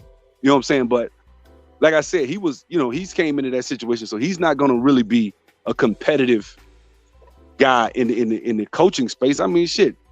And until you come in that locker room and get that guy out of there and say, look, man, we need you to play defense and average about 17 points a game. That's what we need from you. We need you to distribute the rock. And we need you to get other guys involved and really do what everybody says you can do, which is make people better. And until he's able to do that, I just don't see that team really getting out of shit. Probably making it out of the first round of the playoffs. That's the ceiling. You talking the first Lakers? round of the playoffs. The Lakers? Yeah, that's the ceiling. Even if you trade, I agree. Even if you trade Westbrook and give them another guy, like let's say Kyrie had came there. Kyrie's still a defensive liability. Agreed. He's not going. So you still didn't address the defense. In order to address that defense, to do what LeBron needs to really try to make that team competitive, I would have to completely trade Anthony Davis. You can't trade Westbrook. I would trade Anthony Davis. I'd bring Westbrook off the bench. And I would just, what you can get for Anthony Davis, you can get the defense. You can shore up the defense. LeBron needs one more viable scoring option. But that guy could be a guy, and I know people probably won't agree with this, that'll be somebody like a Jimmy Butler. That's who we need. A guy that's going to lock down on D and still can give you 30 on any given night. Or like a Paul George type guy. That's who we need. That he can trust him to take the tough defensive assignments. Then because you traded Anthony Davis, you can get that guy. Plus, you probably can still get another couple of pieces like a Caruso type or a Lonzo. Those are the types of he get those three pieces for Anthony Davis would be a good trade, right? And you can do that. Then the team is all of a sudden the team is competitive. They can make a run. But would LeBron be comfortable with a guy who's like a second tier star? No. He needs that, because when Anthony Davis came to the Lakers, Anthony Davis was like we was talking about this dude was top 5 in the league when he came. Remember? Oh, I do. Well, I'm gonna veer off a little bit. I just think LeBron is done. I think LeBron needs a culture to make up for his faults at this stage of his career, and I think he wants no part of that. And I think we're done. And I don't. One player is not going to solve the problem that LeBron-led Lakers have. He's not. Yeah, but that's what I'm saying. The culture would be such that if I was to do what I just said to really get that team competitive, he would have a fit and probably have all his goons on the media call me the worst GM of all time and probably try to get me fired after I talk about trading. See what I'm saying? But that's what he needs, because he has what's the word when somebody's they don't see how bad they look. You just mentioned it a minute ago. He's not aware of his self-perception of who he really is. Mm-hmm. He thinks he thinks I'm the greatest, everybody loves me, I'm this, I'm that, I got a few haters, they're just jealous. And like, no, we see you, dude. We see you walking on defense. It's not that the media may not say anything, but we see you. We see you pointing fingers. We see you bouncing the ball all hard, trying to humiliate your team when your ass ain't playing no defense. We see you, and so that makes it hard for people to want to play with you. And so, but if you can give somebody a team like an Anthony, a good example. I know that Boston would never do this. I can see Boston doing a one-up trade with him, Tatum, and Smart for Anthony Davis. Now, if they were to do that, Tatum is going to play some D. Smart is a hard-nosed defender, and it will probably change the culture a little bit. But he needs defenders, man. That's what he needs. He don't need, and he can't get that with these three supermax guys. No, Westbrook killing him. Yeah, that's really what's killing him is West. If you get rid of Westbrook, that's $40 million. You could go get everybody I just said. You could do that. But would LeBron be comfortable if Westbrook leaves with just bringing in some role players. Because Jimmy Butler wouldn't be Jimmy Butler with LeBron if Anthony Davis is still there. Jimmy Butler's going to be about 15 a game then. Is Jimmy Butler? You know how Jimmy Butler is. Yeah. So but it'll take a special guy to go into that locker room. Yeah. That's what Kuz was. That's what Brandon Ingram was. Well, let me say this, man. The reality is nobody wants that role, bro. Like Westbrook came because it was perfect for him coming home, and he was himself typecasted as a loser, typecast as a bad teammate. And I know this intimately, so I know, it's a lot of conjecture that goes on as far as sports talk, but I actually know friends who cover the NBA for real, who know these players. And it's one of the quietest kept secrets. Nobody likes Westbrook in the sense of playing with him. They love him as a guy, but they don't like playing with him. And I've seen receipts on this. So I can say that, with my chest out. So it was a perfect storm of codependency, of two guys who pretty much nobody really want to fool with at this point in their career, as far as star players is concerned. That, wait, man, let's go ahead and just try to make it work. Didn't work, and we are where we are. But yeah, man, so that's a role. Who wants to sign up for that? Who wants to be? Honestly, can I be honest with you? I think the Lakers are saying, you know what? We're gonna let LeBron suffer and go out in flames and leave because he opted out. So this is his last year, so technically. Thank God. You know what I'm saying? And he can be gone next year. If I was the Lakers, I wouldn't trade nothing. You know why? He can be gone. You can rebuild. I think he's gone. He's going to Cleveland. And guess what? You didn't trade him. Yeah. He's gone. You can rebuild. You're going to clear up $90 million or whatever of cap space with him. And you'll still have Anthony Davis. Yeah. You could literally, I don't like Anthony Davis, but you could literally bring in two other guys for probably less, 50% less, that'll still give you nice production. And you can shore up your defense, and now you're right back being a competitive team. And this is a chance for Anthony Davis to build up his reputation. I just don't think he has the intestinal fortitude to do it. I don't think he's going to have the stick-to-itness to stay and fight and build up and stay and try to redeem himself with the Los Angeles. I don't think he got that in him. He don't. I think he want to go to Chicago. I really do.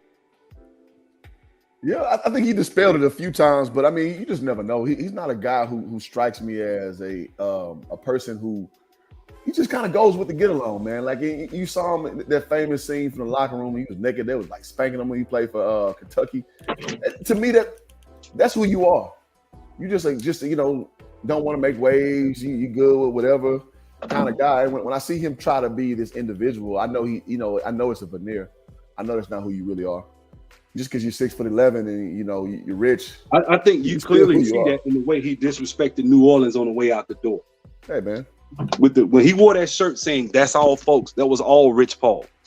Yeah, and for him to let Rich Paul influence him and LeBron influence him, he coming to LA in the media and he wasn't able to step back and say, "Look, if you look at when I played Golden State, they both because he lost to Golden State." Mm-hmm. But he won 5. It took 5 games for Golden State to beat him. Mm-hmm. They swept LeBron, and that was the same team. I was like, dude, if they would have messed around and got Zion, which they did, I was like, you got Zion, you would have been, man, you'd have been straight. They still had Boogie too at the time, right? Given what Zion is, you could have mentored Zion, right? And then look, they still got the space. That's what they finna be now. That's what they're finna be with Ingram, CJ McCollum, and Zion.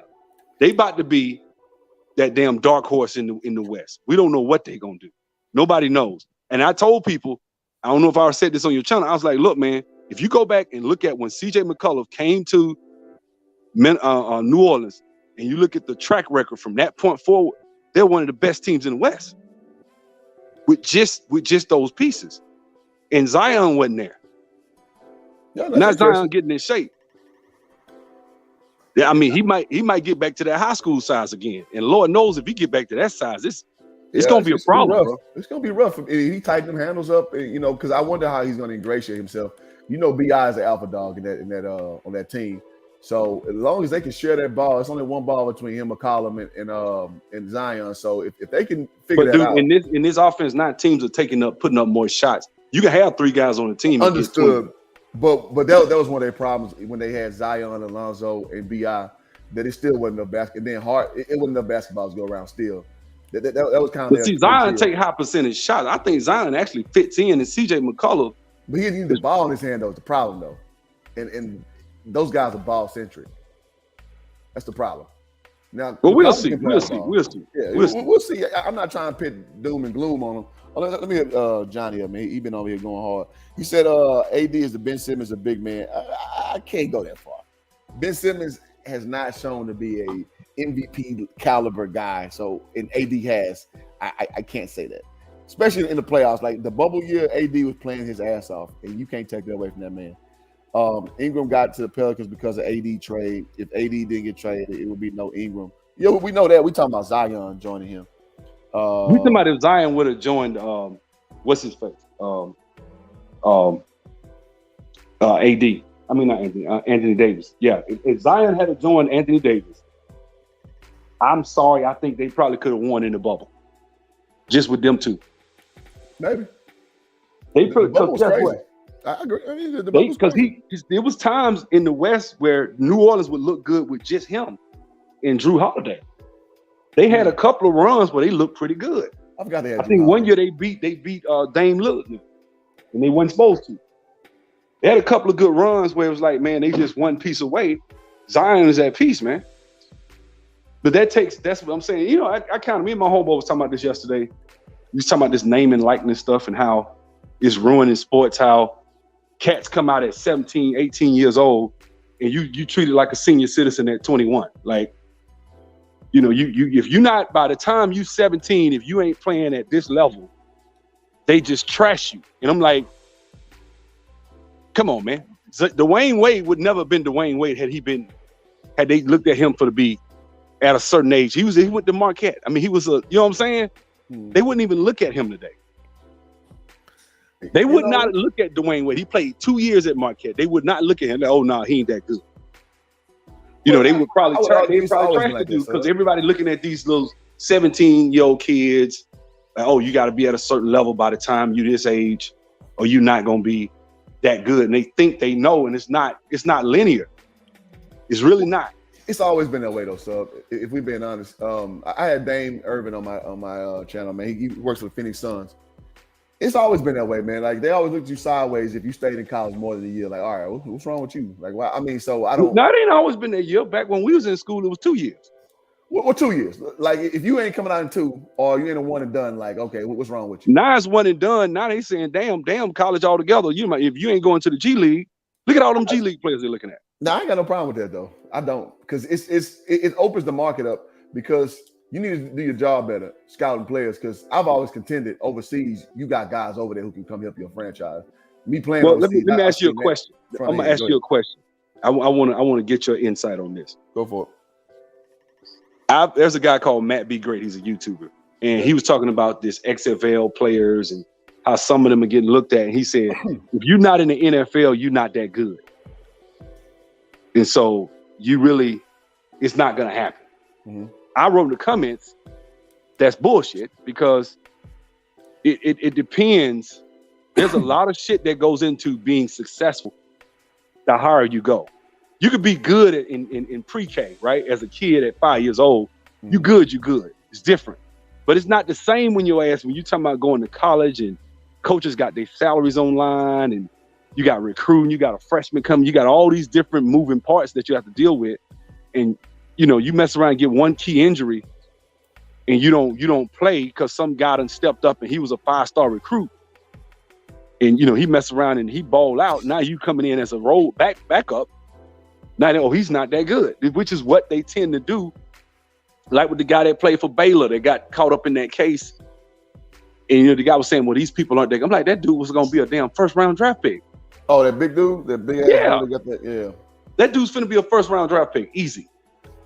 And now he's struggling. And so when people make these comments, what are your thoughts on it? Do you think it's, hey, if you're going to be good, it just like if you play at an HBCU and your ass play 4 years and in your senior year, you go to the NCAA tournament and give Duke 30. I know a couple of dudes that did that.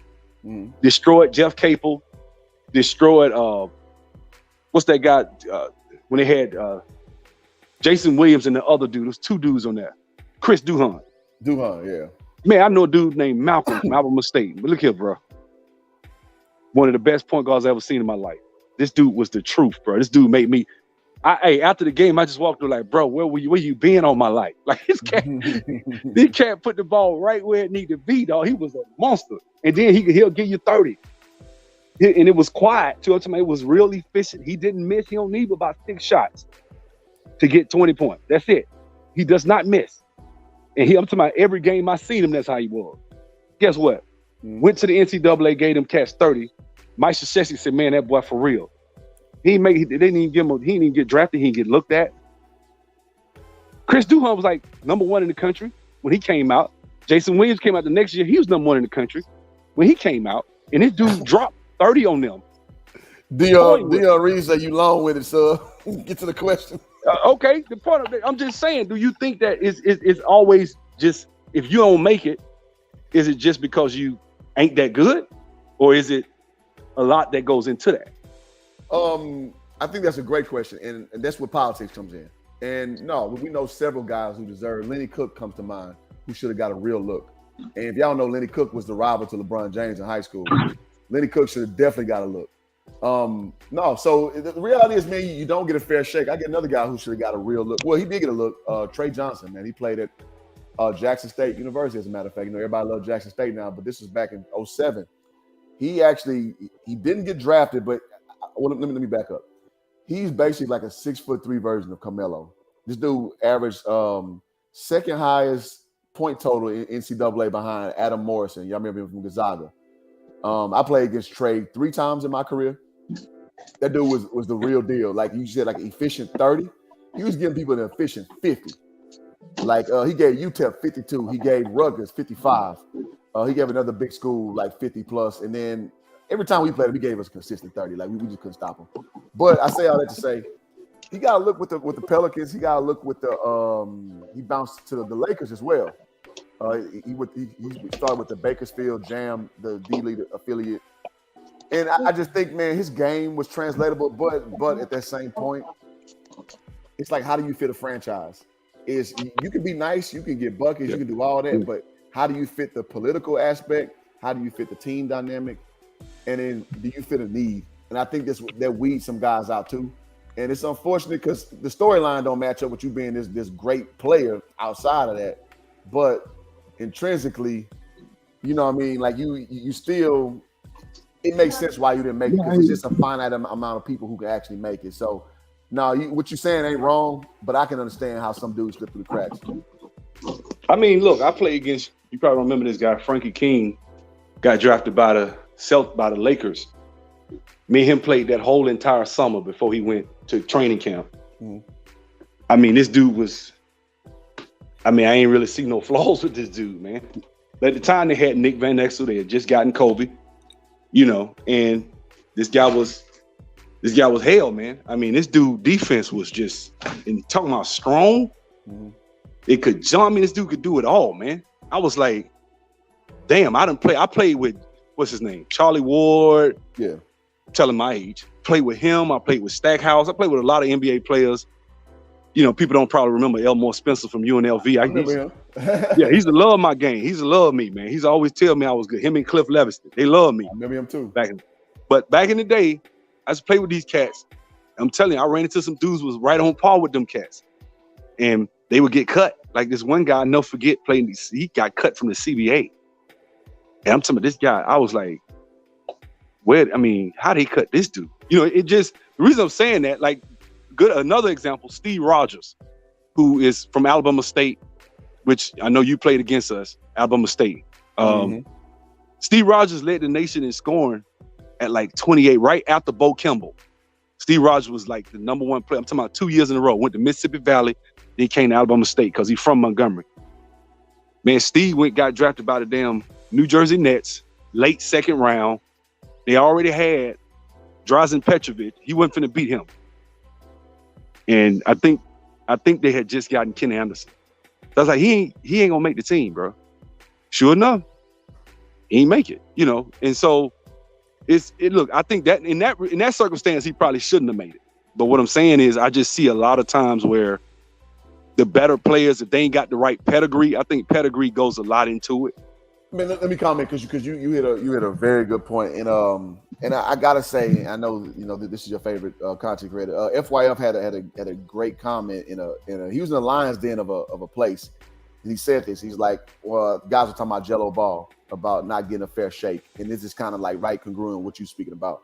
And what he said was like, the problem is when they draft these guys or they put a lot of stock in these guys, they're going to try to see that project through because it justifies their job. When somebody comes in and they're just maybe better, and I see this in the college range too. Like, that's why walk-ons don't generally get a fair shake when myself included have whooped some ass of some starters. But the coach got to justify bringing this guy in and paying money. And in the NBA sense, you gotta justify a guy that you invested in, and you gotta see that project through. And that's where the politics comes in, and it sucks. I mean, I agree. Reality. I agree with that 1,000%. I agree with it, man, because I think they do that with. You see it with guys that's overseas. When I went overseas, man, some of the best players I ever saw wasn't NBA players, and these dudes will be overseas getting 40, and you like, well, yeah, he ain't that. I'm like, wait a minute, you telling me y'all got this roster in the NBA? Y'all need a defender. Or y'all need a rebounder. Y'all need to. You telling me ain't nobody out of all these guys playing overseas, ain't none of them good enough to come on your team? And that's crazy. You rather just sit there and have a roster with dudes at 6'8". You tell me it ain't nobody 6'11", 6'10" can fill that lane and clog that lane for you. Yeah, come on, man. I'm with you, sub, and that's just reality, man. And like I said, I live in reality. I don't live in idealism. Let me get this comment quick from Super Science that said, "Hoop jargon, you guys don't know how to play roles in the NBA. Example, Kurt Thomas led NCAA in scoring and rebounds in 94-95. But on the Heat and Knicks, he knew his role not to score. I'm not sure what you meant on the second part, but a lot of guys. Well, let me give you a perfect example. Tyson Chandler. Tyson Chandler come out of Dominguez High School, was supposed to be the next Kevin Garnett. Sorry. He had everything. He had the whole bag. Once he kind of got his footing in the NBA, we all know what he became. He became goddamn JaVale McGee. So you got to know your role. And sometimes what role you think you play, when you actually get in that lion's den, that is the NBA, you got to switch the game up a little bit. And so, I mean, with Kurt Thomas being all world, the game does switch up once you got to, matriculate into an NBA dynamic because there's so many other moving parts. And you don't know where you are in that hierarchy that is the NBA roster within those moving parts. And that's where the problem comes in. I think that's part of it. Also, pedigree does go into effect. I mean, I think I got a friend that played at Stillman in Tuscaloosa. And Stillman's like a low-level HBCU, damn near like a high school. But this dude was killer. Went to the what camp he was in? I think he said he went up to Minnesota. And it came down to between. He made it to the final cut, and they kept the guy because he's from Nebraska. He said the coaches just straight out told him, "Man, he from Nebraska, you from Stillman." It's pedigree. Some of that has to do with it. I mean, where were you when you were young? See, that's the thing. Where were you when you were 16, 17? That affects everything. Unless by the time you 16, 17 in this day and age, if you ain't damn near ready to play killing NBA players already. Like everybody got to be like Kobe was when he was 17. Kobe was one of the greatest of all time. Some guys are projects that need work, and so they look for that. I think there's a lot of that going on. Like, okay, he's not that good at this age. Like, yeah, but look at him. He ain't even grew into himself yet. He still got another 5-6 inches to grow. You don't know who's gonna be who in the next, whatever. CJ McCullough being an example. Some of these guys wind up at these mid majors, but I'm saying a lot of those guys are not gonna get as much of a chance now. I think that those days are coming from these mid majors, and you a senior and you averaging 22 points. Nobody cares. 23, you real good now because and if they do draft you at that age of being a senior, they like, okay, we don't want you to do that what you was doing in college, even though you're really good at it. We want you to do this, like the guy just said. I agree. I just think sometimes I see him like, man, let's just make it the best man win, and that's how I think you can create the better team. Is by saying whoever, I don't give a damn where you from. If you're the best, you're the best. I don't think that's really the crux of how these people do it anymore. Well, no, it's not. I mean, in a perfect world, you would want that. But for every, example you give, there's a Julius Hodge. Julius Hodge killed in the tournament, went to North Carolina State. He had the pedigree, garbage. So that does snake bite older guys who put in 4 years and do their thing, because Dick Vitale is just real big on this. If you do well in the tournament, you basically supposed to have the NBA rolled out for you. And we've seen that not to be so. How do we know that? Ben Simmons, he talked a lot of flack for what he did at LSU. And when they don't understand the team dynamic in LSU, man, a lot of selfish guys. Ben Simmons was able to have the zone put on him. So you couldn't really see what he was all the way, but you saw the potential.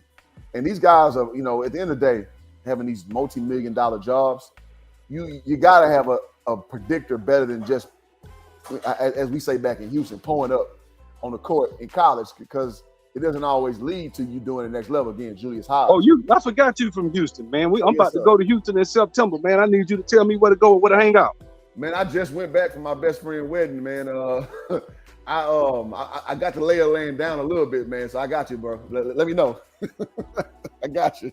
Don't tell me, hey, I don't want to go where they got candy paint and wood grain. I don't want to get my throat. I don't do it like that, bro. Man, shout out to everybody listening, man. Y'all been on here strong, man. Y'all hit the like button, man. Subscribe button, man. You get real basketball talk over here. You get a little bit of the clowning around, but you get some stuff from people who really put this trench work in. Because, we respect the game at the end of the day. Me and Sub don't agree on everything, but we know the experience. So we talk the same language while we talking the same language, if y'all underdig what I'm talking about. Supersonic says, Kurt Thomas knew his role was to defend and rebound. He'd had Zoe and Tim Hardaway, same for Knicks and Camby and Sprewell and Allen. Yeah, that's good. He found his way in there, because at the end of the day, you may think your role is one thing. I'll give you another example, P.J. Tucker. I played against P.J. Tucker his last year at Texas. We got our doors blown up. We lost by 72 points my junior year. And they had LaMarcus Aldridge, P.J. Tucker, and Boobie Gibson. They had 3 NBA players on that team. P.J. at the time was being stylized as a tweener 2-3 guard who could kind of put on the floor a little bit. And I say this all the time. P.J. Tucker is the easiest professional athlete I've guarded in my life. That boy ain't got no offensive game whatsoever. So then now he had a whole game to him because he was a hard worker, which you see him now still in the NBA. But I was like, this dude sucked. In my opinion, we lost by 7-2, so who am I to say that? But that's just feeling experience and guarding this dude. Well, why would you say he sucked though? Well, because in my 22-year-old mind, I think everybody sucked I played against until you just proved to be way more elite than me. So that means you just was a warrior. That's all. Yeah, exactly. So now when it came to LaMarcus Aldridge, I knew I couldn't hold that motherfucker jaw straight. It is what it is. He was 6'11", could run the floor like a deer, could shoot the thing from 15 plus. I could do nothing with him. I knew that, so I wasn't that delusional. But PJ Tucker, 6'5", kind of slow with it. Oh no, I was like, nah, bro. You lucky you go to Texas. So and that's the way I felt. It doesn't make reality, but that's the way I felt. Now it's funny you say that because PJ Tucker, Michael Jordan. There's a story. They say Michael Jordan sat there and watched PJ Tucker destroy his son, the one that went to Central Florida and averaged 20-something points. Say Mike sat there and watched PJ Tucker get into business in high school. And you saying he trash? That's funny. I played against quite a few. I'll give you a few more that to give reference. I played against Cartier Martin a lot of times in high school. He was at my rival high school, Nimitz, which is actually the school that Brittany Griner went to. Cartier Martin, I knew that I wasn't afraid of Cartier and no shit like that, but I knew he was better than me. I could accept reality. That dude's just he's special. And he had a brief NBA career, but he had an NBA career. He went to Kansas State, did his thing. Another NBA player I could say that Terrence Williams, he played at University of Louisville. I played in my junior that same year. We played at Louisville. That dude just special. He's special. And he just ain't wanted like that. But if you see his athleticism, that dude was just special, man. AC Law, dude was special. Oh shit! Did you ever play against Darnell Harvey? What school he go to? Florida. He went to Florida. No, so when I played against Florida, they had Al Horford, Joakim Noah, Chris Richards, he was right Green, before them. He was before them. Brewer. Okay, so he played with Moss and them, which is that iteration right before that. But that Florida team had 6 NBA players on it. Oh yeah, Maurice Space. Y'all may have heard of him. Golden State Warriors. So I played against some dudes. But PJ just ain't impressed me, man. But I'm happy for him. I really am, man. I'm not hating on that man's career whatsoever. it's just in my 22-year-old mind, that was my honest opinion about what he was. I was like, he's just not that good.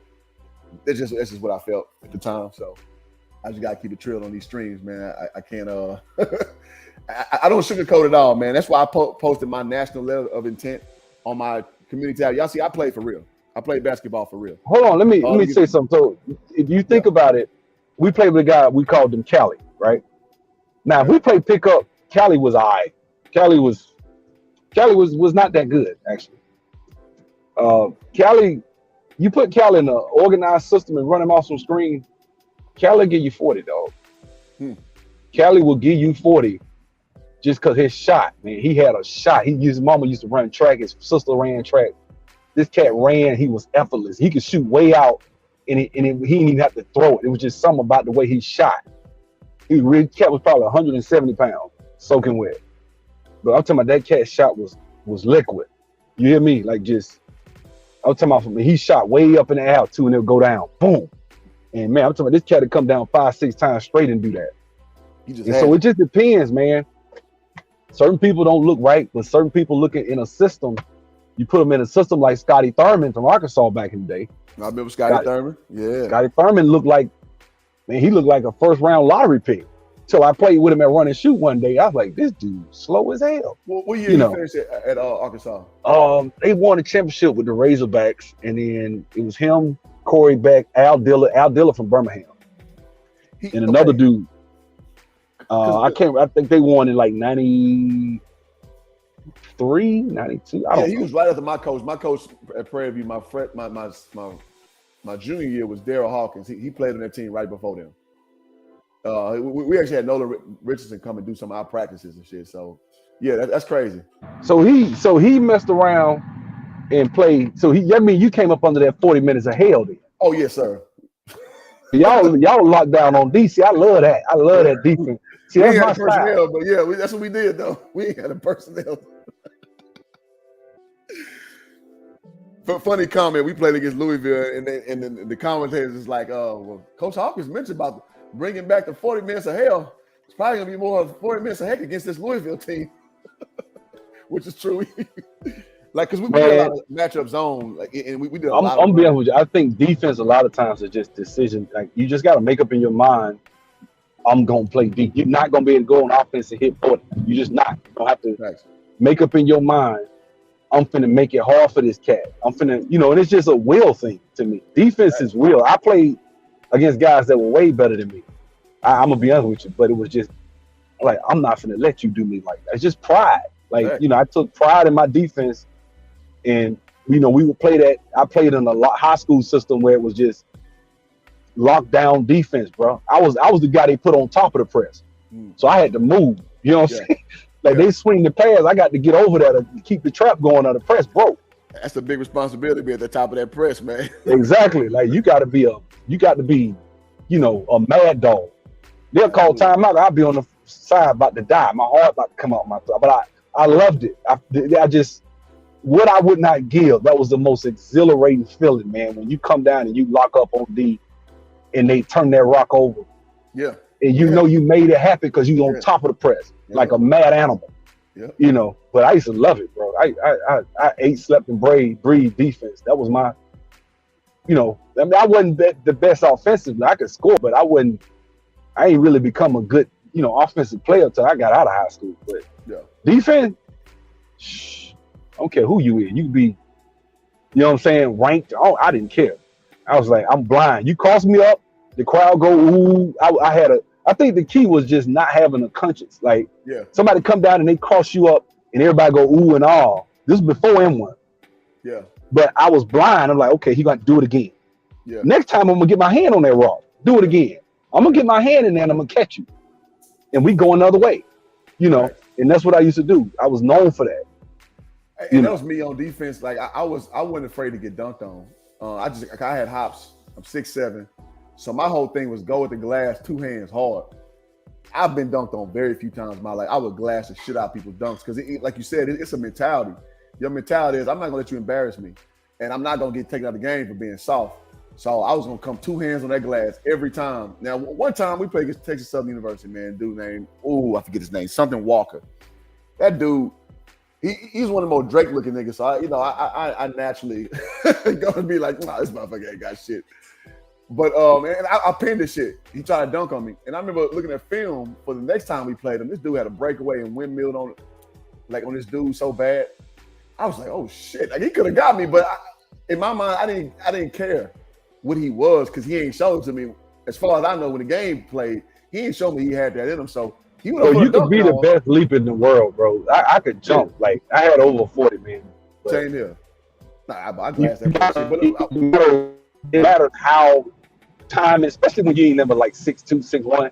Like my height, it ain't that easy, bro, to get a dude 6'8", 6'9".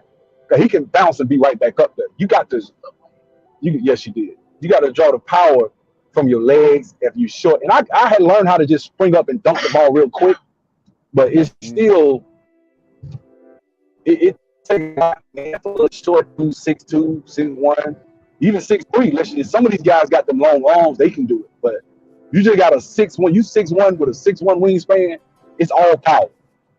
It's all power. So you gotta you gotta pick your spots, catch them slipping, go through the lane, they don't know who you are, which I used to love to do that. Like go through the lane, they come over there half-ass, I'm gonna tear your head off. You better come in there hard. But if not, that's how you get a cat. You know what I'm saying? But that was fun too, you know what I'm saying? But the game, man, Yeah, I'm about to say, I'm gonna give you one more element that something I took pride in, which was me guarding off ball. So my whole thing was like on ball, I wasn't great. Like my lateral movement on ball, I couldn't predict well. Like I couldn't. So what I would do is I would deny the shit out of my man. So my man wouldn't get the ball, like and they would get frustrated because I just would make it my personal pride to, if I had to guard on the perimeter, like inside I was fine, even though I was undersized big. But my thing was, if a dude was 6'6" like me, but he had them things, hey man, that shit was a little difficult for your boy. It was a little difficult for your boy who.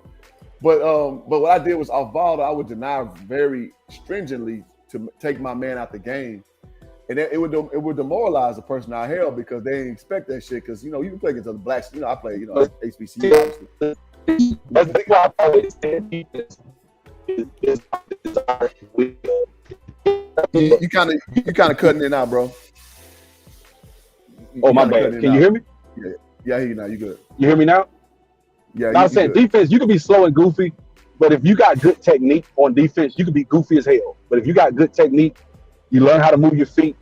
I don't give a damn how goofy you are. You can play some solid defense.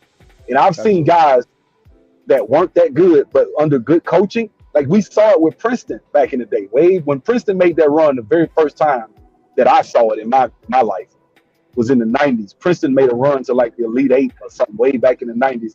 That's when the Princeton offense became popular because it's these non-athletic, goofy-looking white boys running backdoor cuts and screens and hitting threes.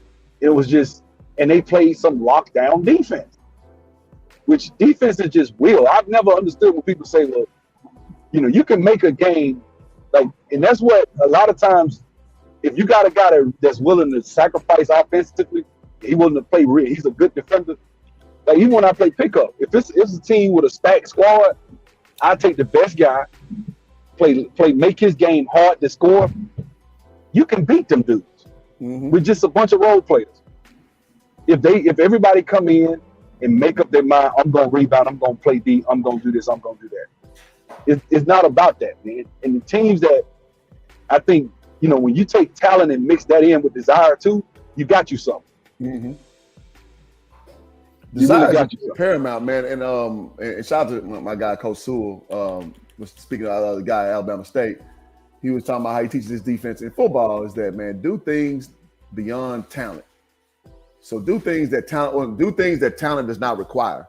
And that goes over all sports. Like you're saying, like I said, that guy who don't belong in the gym with me, he shut me down that day because he came in with his principles intact. He came in like ready to go. And I'm thinking, my natural ability is just gonna get me through, and shit, I got shut down by a dude who can't hold my jock strap. But that's the reality of how things go. And if you have actual talent, you got size, and you implement those things, you end up like a Kawhi Leonard. You end up like a Kevin Durant. You end up like a Kobe Bryant, a Michael Jordan, because you got the tangibles and the intangibles. That's when you're damn near unstoppable. Okay, so what will be the 3 skills that you think the basic fundamentals that constitute a good player? Not great. I'm just saying a player that doesn't ride the bench. Coach, they get a lot of play. Like if I had a kid, he in 7th grade, what do I need to work on so I won't be on the bench? What would you say to them? To not be on the bench, first is basketball awareness. You gotta know the spots. You gotta know your role. Know what you need to bring. And I say that because I was a shrimp. I remember making 7th grade, 18, and it surprised the shit out of me. Because I knew where to be, I knew how to set screens, I knew floor spacing. So just overall basketball IQ is required. Well, it's not required, but if I want to put that in the kid, that's number 1. Know where to be on the floor. Understand situational basketball. Be defense. Understand the concept of defense. And it's kind of beating a dead horse. We just kind of went through that whole little diatribe on defense, but just defensive awareness, man, because it saves your coach coaching. I coach middle school as well, and it's one of the hardest things is to teach kids principles on defense. So if your kid has that already, you will be on the floor because I can trust you. And thirdly, some type of offensive skill. It can be shooting, it can be ability to drive, it can be dribbling, slashing, like just one thing that I know you can do. So even if I don't need you to do everything, I know you can do that, and I can trust you to be on that floor. If you're just a spot-up shooter, you're gonna move around, you're gonna be in the right place, I can leave you out there because I know you're not gonna be trying to do too much. What I can't have you is you think you're a shooter, you just jacking shit up. That's interesting because mine would be different, and the reason being, I think passing is. Oh yeah. Because I'm gonna tell you, that's good. If you make good solid passes, the coaches won't acknowledge it a lot of times. Okay, good pass, right? I'm not talking about the collapse the defense, thread the needle through 4 defenders passing, although that would help. But I think passing is the first skill I would work on because I think that if you can pass, I agree with that. You don't turn the ball over, and if you don't turn the ball over, I can trust you. Yeah. I would also go with ball handling because it's hard. It's other skills I think I would pick, but ball handling because that's where your confidence emanates from. If you're confident, you can dribble, you can put the ball on the floor, you can get where you want to be on the court. That and you know how to pass without turning the ball over. How he gonna put you on the bench? And then I'll let you finish. I think the other skill I would work on it's one particular skill I work on. I mean, obviously defense is paramount. That's gonna be an honorable mention, right? Obviously, defense, you ain't playing no defense, you show, right? But if you play defense very well, that'll keep a coach from. That's another thing. He like, man, I need somebody. This guy killing us. If you get out there and make it hard for that guy to score, you gonna be in the game. Because now that guy, you put me. If he know I could put a hoop on this guy, and he getting us 30, and he go from getting us 30 to with like 12 shots to now he getting us 30 with 25 shots. That's a good, you know what I'm saying? That's a good defender. Absolutely. And so that's the point I would make. But that was my honorable mention. But the last point I would make is hit a 15-foot jump shot. You'd be surprised how many players can't hit a 15-foot jump shot. If you could just hit an open 15-foot jump shot, put the ball on the floor, and you can pass. I'm talking about on most teams. Now, obviously, other skills come into play. I'm not downplaying anything like three-point shooting or other things, but those 3 skills make it hard for a coach. And I've never seen any coach really on most teams I've been on. I've never seen coaches bench players like that. If you have those skills, it's hard to keep. That guy might not be flashy. He may not be the most attractive as far as his game, because none of these skills gonna make your game just ooh and ah. I mean, maybe ball handling, depending on how well you handle, but you ain't gonna be no ooh thrower. But if you don't turn the ball over, it's hard. You can't be ripped. You make good passes, and you can hit an open shot. It's not. So it's really simple for kids to become proficient in this game. It's just, what are they working on? They're working on Steph Curry jump shots and dunking. Well, I'll give a little bit towards that. First, that Trey Carter, have I seen anybody touch the top of the backboard? This only dude right here, this dude transferred from University of Texas at Arlington. He's going to Memphis now. Nah, this is it. I ain't seen nobody touch the top of the backboard, but this is about as close as I got. Let me start off with that comment. as far as what you're saying, so the reason why I made my list devoid of dribbling is because, you know, you mentioned a kid, and a lot of kids can dribble on some level, but the problem is they think they're too good at dribbling, and most of them are not. So I'd rather you just understand what you are, because what I learned coaching middle school is dudes who just knew who they were, I could trust you, even if you couldn't dribble worth a lick. My thing is, don't be trying to dribble and you can't dribble. Like, just know your limitations. Be who you are. And the whole team dynamic seems to elevate because you got a team full of high IQ. So that's why I wouldn't quite put that at a premium if you relegated what I could pick down to three things. I respect that. I respect that because you can't get lost in the weeds with ball handling where it's all about being fancy and embarrassing people. Yeah. Sort of not get ripped, which is what I meant by ball. I meant don't get ripped, be able to get where you want to get on the floor. That might be just a crossover in between the legs. That's a retreat dribble. Like, we used to teach that a lot, like a retreat dribble. Because I remember, bro, like kids who they had the IQ to be on the floor, but they would try to prove something. I was like, one kid named Christian, man, he's about 22 years old now. I remember having like, Christian, don't you goddamn dribble the ball through the middle of the court ever again. Because he was smart, man. He was a smart kid. He played both sports, football and basketball. He knew all this shit, but he would try to prove it because the other kids was way better and he would try to show he belonged with them. I like, Christian, listen, you won't be on the floor because your handles ever. And his dad would back me up, which shout out to strong fathers out here. I would tell him, like, tell your son to rein that shit in because he's smart. I want him on the court. He's more of a football player, but he's good enough to be a basketball player. But his IQ is going to reign. Like, coach, don't worry about it. I got you. And that's something I love about his dad. And his mom was kind of off the chain. But his dad understood, and his dad would back my word. And then it got to a point I couldn't take him out the game because he's too valuable. So once he learned less is more, he became a way better asset. So and I guess that's why my answer is aggregated to what it is, because I know a kid can have too much, quote unquote, too quick.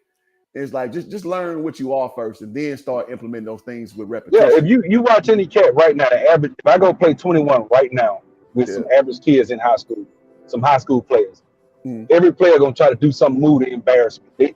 Their idea is I'm finna humiliate you when you play deep. When you come out here and play D on me, I'm talking about real defense because they're not used to real. Because a lot of them don't even play D.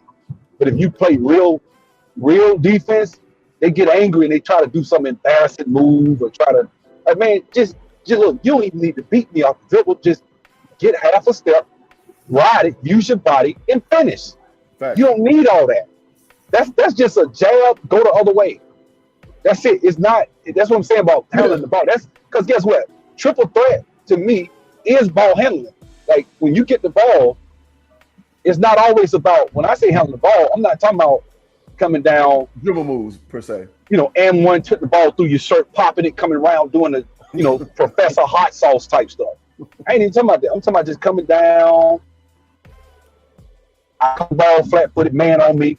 I attack his lead foot, put my shoulder ride. That's ball handling. I consider that ball handling because that's how I learned. Because I was a power forward and switched to a guard. I had to learn how to not turn the ball over. I had to learn how to not turn the ball over. And the best way, when you're big, you're going to turn it over because they confidence. When I worked on that triple threat, that footwork, that first step, jab, I became deadly because I could get by you fast. I had a real good first step. If I can get by you first step, one dribble, I'm picking it up. I'm picking it up with one hand, bringing it over to the other hand so you can't just strip me because I used to get stripped. I learned how to not get stripped. And when I could do that and I could finish, not just with a dunk, but with a layup or get an N1 or even a stop and pop in a nice little sweet spot close to the rim. I ain't learned this till I was about 30. So I got real good at it. Yeah. You know what I'm saying? I got real good at it. But nobody taught, this just experience. Nobody taught me this. And I just see when kids go in the gym, now you see kids, the average kids now want to shoot from half court, try to embarrass you. They want to shoot from way out. Because it's always trying to embarrass people instead of, do you understand the fundamentals of the game? You understand the fundamental. Well, in my day, it was dunking on people, but you couldn't dunk on nobody all the time. So you had to learn other stuff. You might dunk on a guy once a week, twice. Yeah. So if you can't dunk on nobody, you got to learn the rest of the game to even play. Whereas now, with, I'm not dogging Steph. Steph is phenomenal, but everybody trying to be Steph, everybody trying to shoot from half court and do all these fancy, they want to act like they hot sauce with the ball. And I'm like, and anybody that's going to sit in the chair and play some real defense, you lock these little kids up, most of them. That's facts. Well, you know what? I guarded hot sauce before, and I just stayed in defensive principles. I waited because the ball eventually he's going to try to cross over and get in front of me. So I sit there, and I remember that. So this was like 2013 when the All-Star game came to Houston. I got picked out the crowd to play against some and1 cats. And I literally had my jeans on. You know what I'm saying? And so I ended up getting like 20 points. And I gave him buckets, man. I really did. And I'm not even gassing. I remember guarding hot sauce. And it just, and he was a little older at the time. But and again, I remember him doing this Hispanic. Yeah, I felt like a year or two younger than me. So that almost ain't fair, what you just said. I mean, this was 2013. So, I mean, he still had some game to him. But, he wasn't the apex hot sauce. But, it is what okay, he was about 36, 35, 36 back then. Yeah. So, I mean, I was like 27, 28 range. But the point I'm making is, dog, just being in principle. Like, I just knew, okay, at the end of the day, he can't wizard the ball behind me. He got to give me a commitment some way. So I'm just going to sit in the chair until he decide. And he just kept trying to do that shit he do. I sat in the chair because, again, I'm a big man. And he ended up passing the ball. Like, yeah, exactly. I was like, man, I don't see how people fall for that shit. I don't see it. But I see how, because if you don't have principles, you just reaching and trying to get the ball out of his hand where he got to declare a direction before if you know anybody from old Atlanta that was in Atlanta in the early 90s, there was this kid, you can look him up, named Octavius Thomas, right? Now, Octavius Thomas was what Hot Sauce was trying to imitate. Okay. Now, Ock was legit. Ock could do you like that in a close game. You playing real defense, he'll embarrass you. He could do it, and he was a drug dealer. But this cat gave Jason, they say he gave Jason Kidd like 40 out there when he was mad at Jason Kidd. Was my boy, I can get him on here with you. He'll tell you. They had Jason Kidd ranked over him. He went and gave Jason Kidd, he destroyed him. This happened in Vegas. And so this guy was legit, man. Everybody wanted him. And I when I moved to Atlanta, my brother told me, he's like, man, tell him this dude named Aki for real. Anybody from Atlanta, that's like 40 years old or older, ask them about Ark and watch them tell you the stories.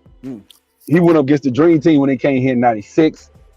So it was no different. With Gary Payton, he didn't care. He was that. Now I played with him. He different. Ark, when he started trying to throw it through your legs and that was because he was in run and shoot trying to imitate Ark, man. And that's the guy that everybody would talk about, So when this guy was like, one of the best to ever do it that I ever seen with my own 2 eyes. You know what I'm saying? That's dope. But he was a drug dealer. Like this cat, I said, man, why don't you try to go out for the league? Man, I'm making money, dog. I got money. That's how he talked. Yeah. One of them. He got shot. He just typical street nigga. But that's who most people. Yeah, that's who he was. I'm sure they got a dude in Houston. If you probably know his name. I do. Right. He gave Sam Cassell and Steve Francis buckets. Dude played the Fondy, man. Old dude. I forget his name. Same way. Give everybody them pro-am tournaments at the Fondy. It's like that's the big gym in Houston. Gave all them dudes buckets. I forget his name, but yeah, every city got one. Every city got one. But man, we about to round this bad boy out. Baby girl, maybe some breakfast. I'm hungry. We've been talking that hoop talk. And Sub, I appreciate you coming on, man, as always, bro. Yeah, man, I enjoyed it, bro. I'm pulling up at the gym. Your timing is impeccable. Your timing is impeccable, man. It's all about that synergy, man. We got it popping over here, man. So if y'all have not done so, please like, comment, subscribe. Y'all keep the machine rolling. Thank y'all for listening to this game. And I hope y'all appreciate it, man. So that's all I got, man. Appreciate you, Sub. All right, bro. Take care. All right, man. Peace. Shout out to Hoop Sharky, man. I'm gonna add you to the crew, man. This crew called Hoop Sharky. They've been getting at it, man. They the ones that's gonna grill you, man, because they majority are all Houston people. So that's shout out to Hoop Sharky. Man, I'm here with my man with Hoop Jargon, the best in the game, man. And I only let selected few in my circle. And this is a real dude right here. We gonna get down with the get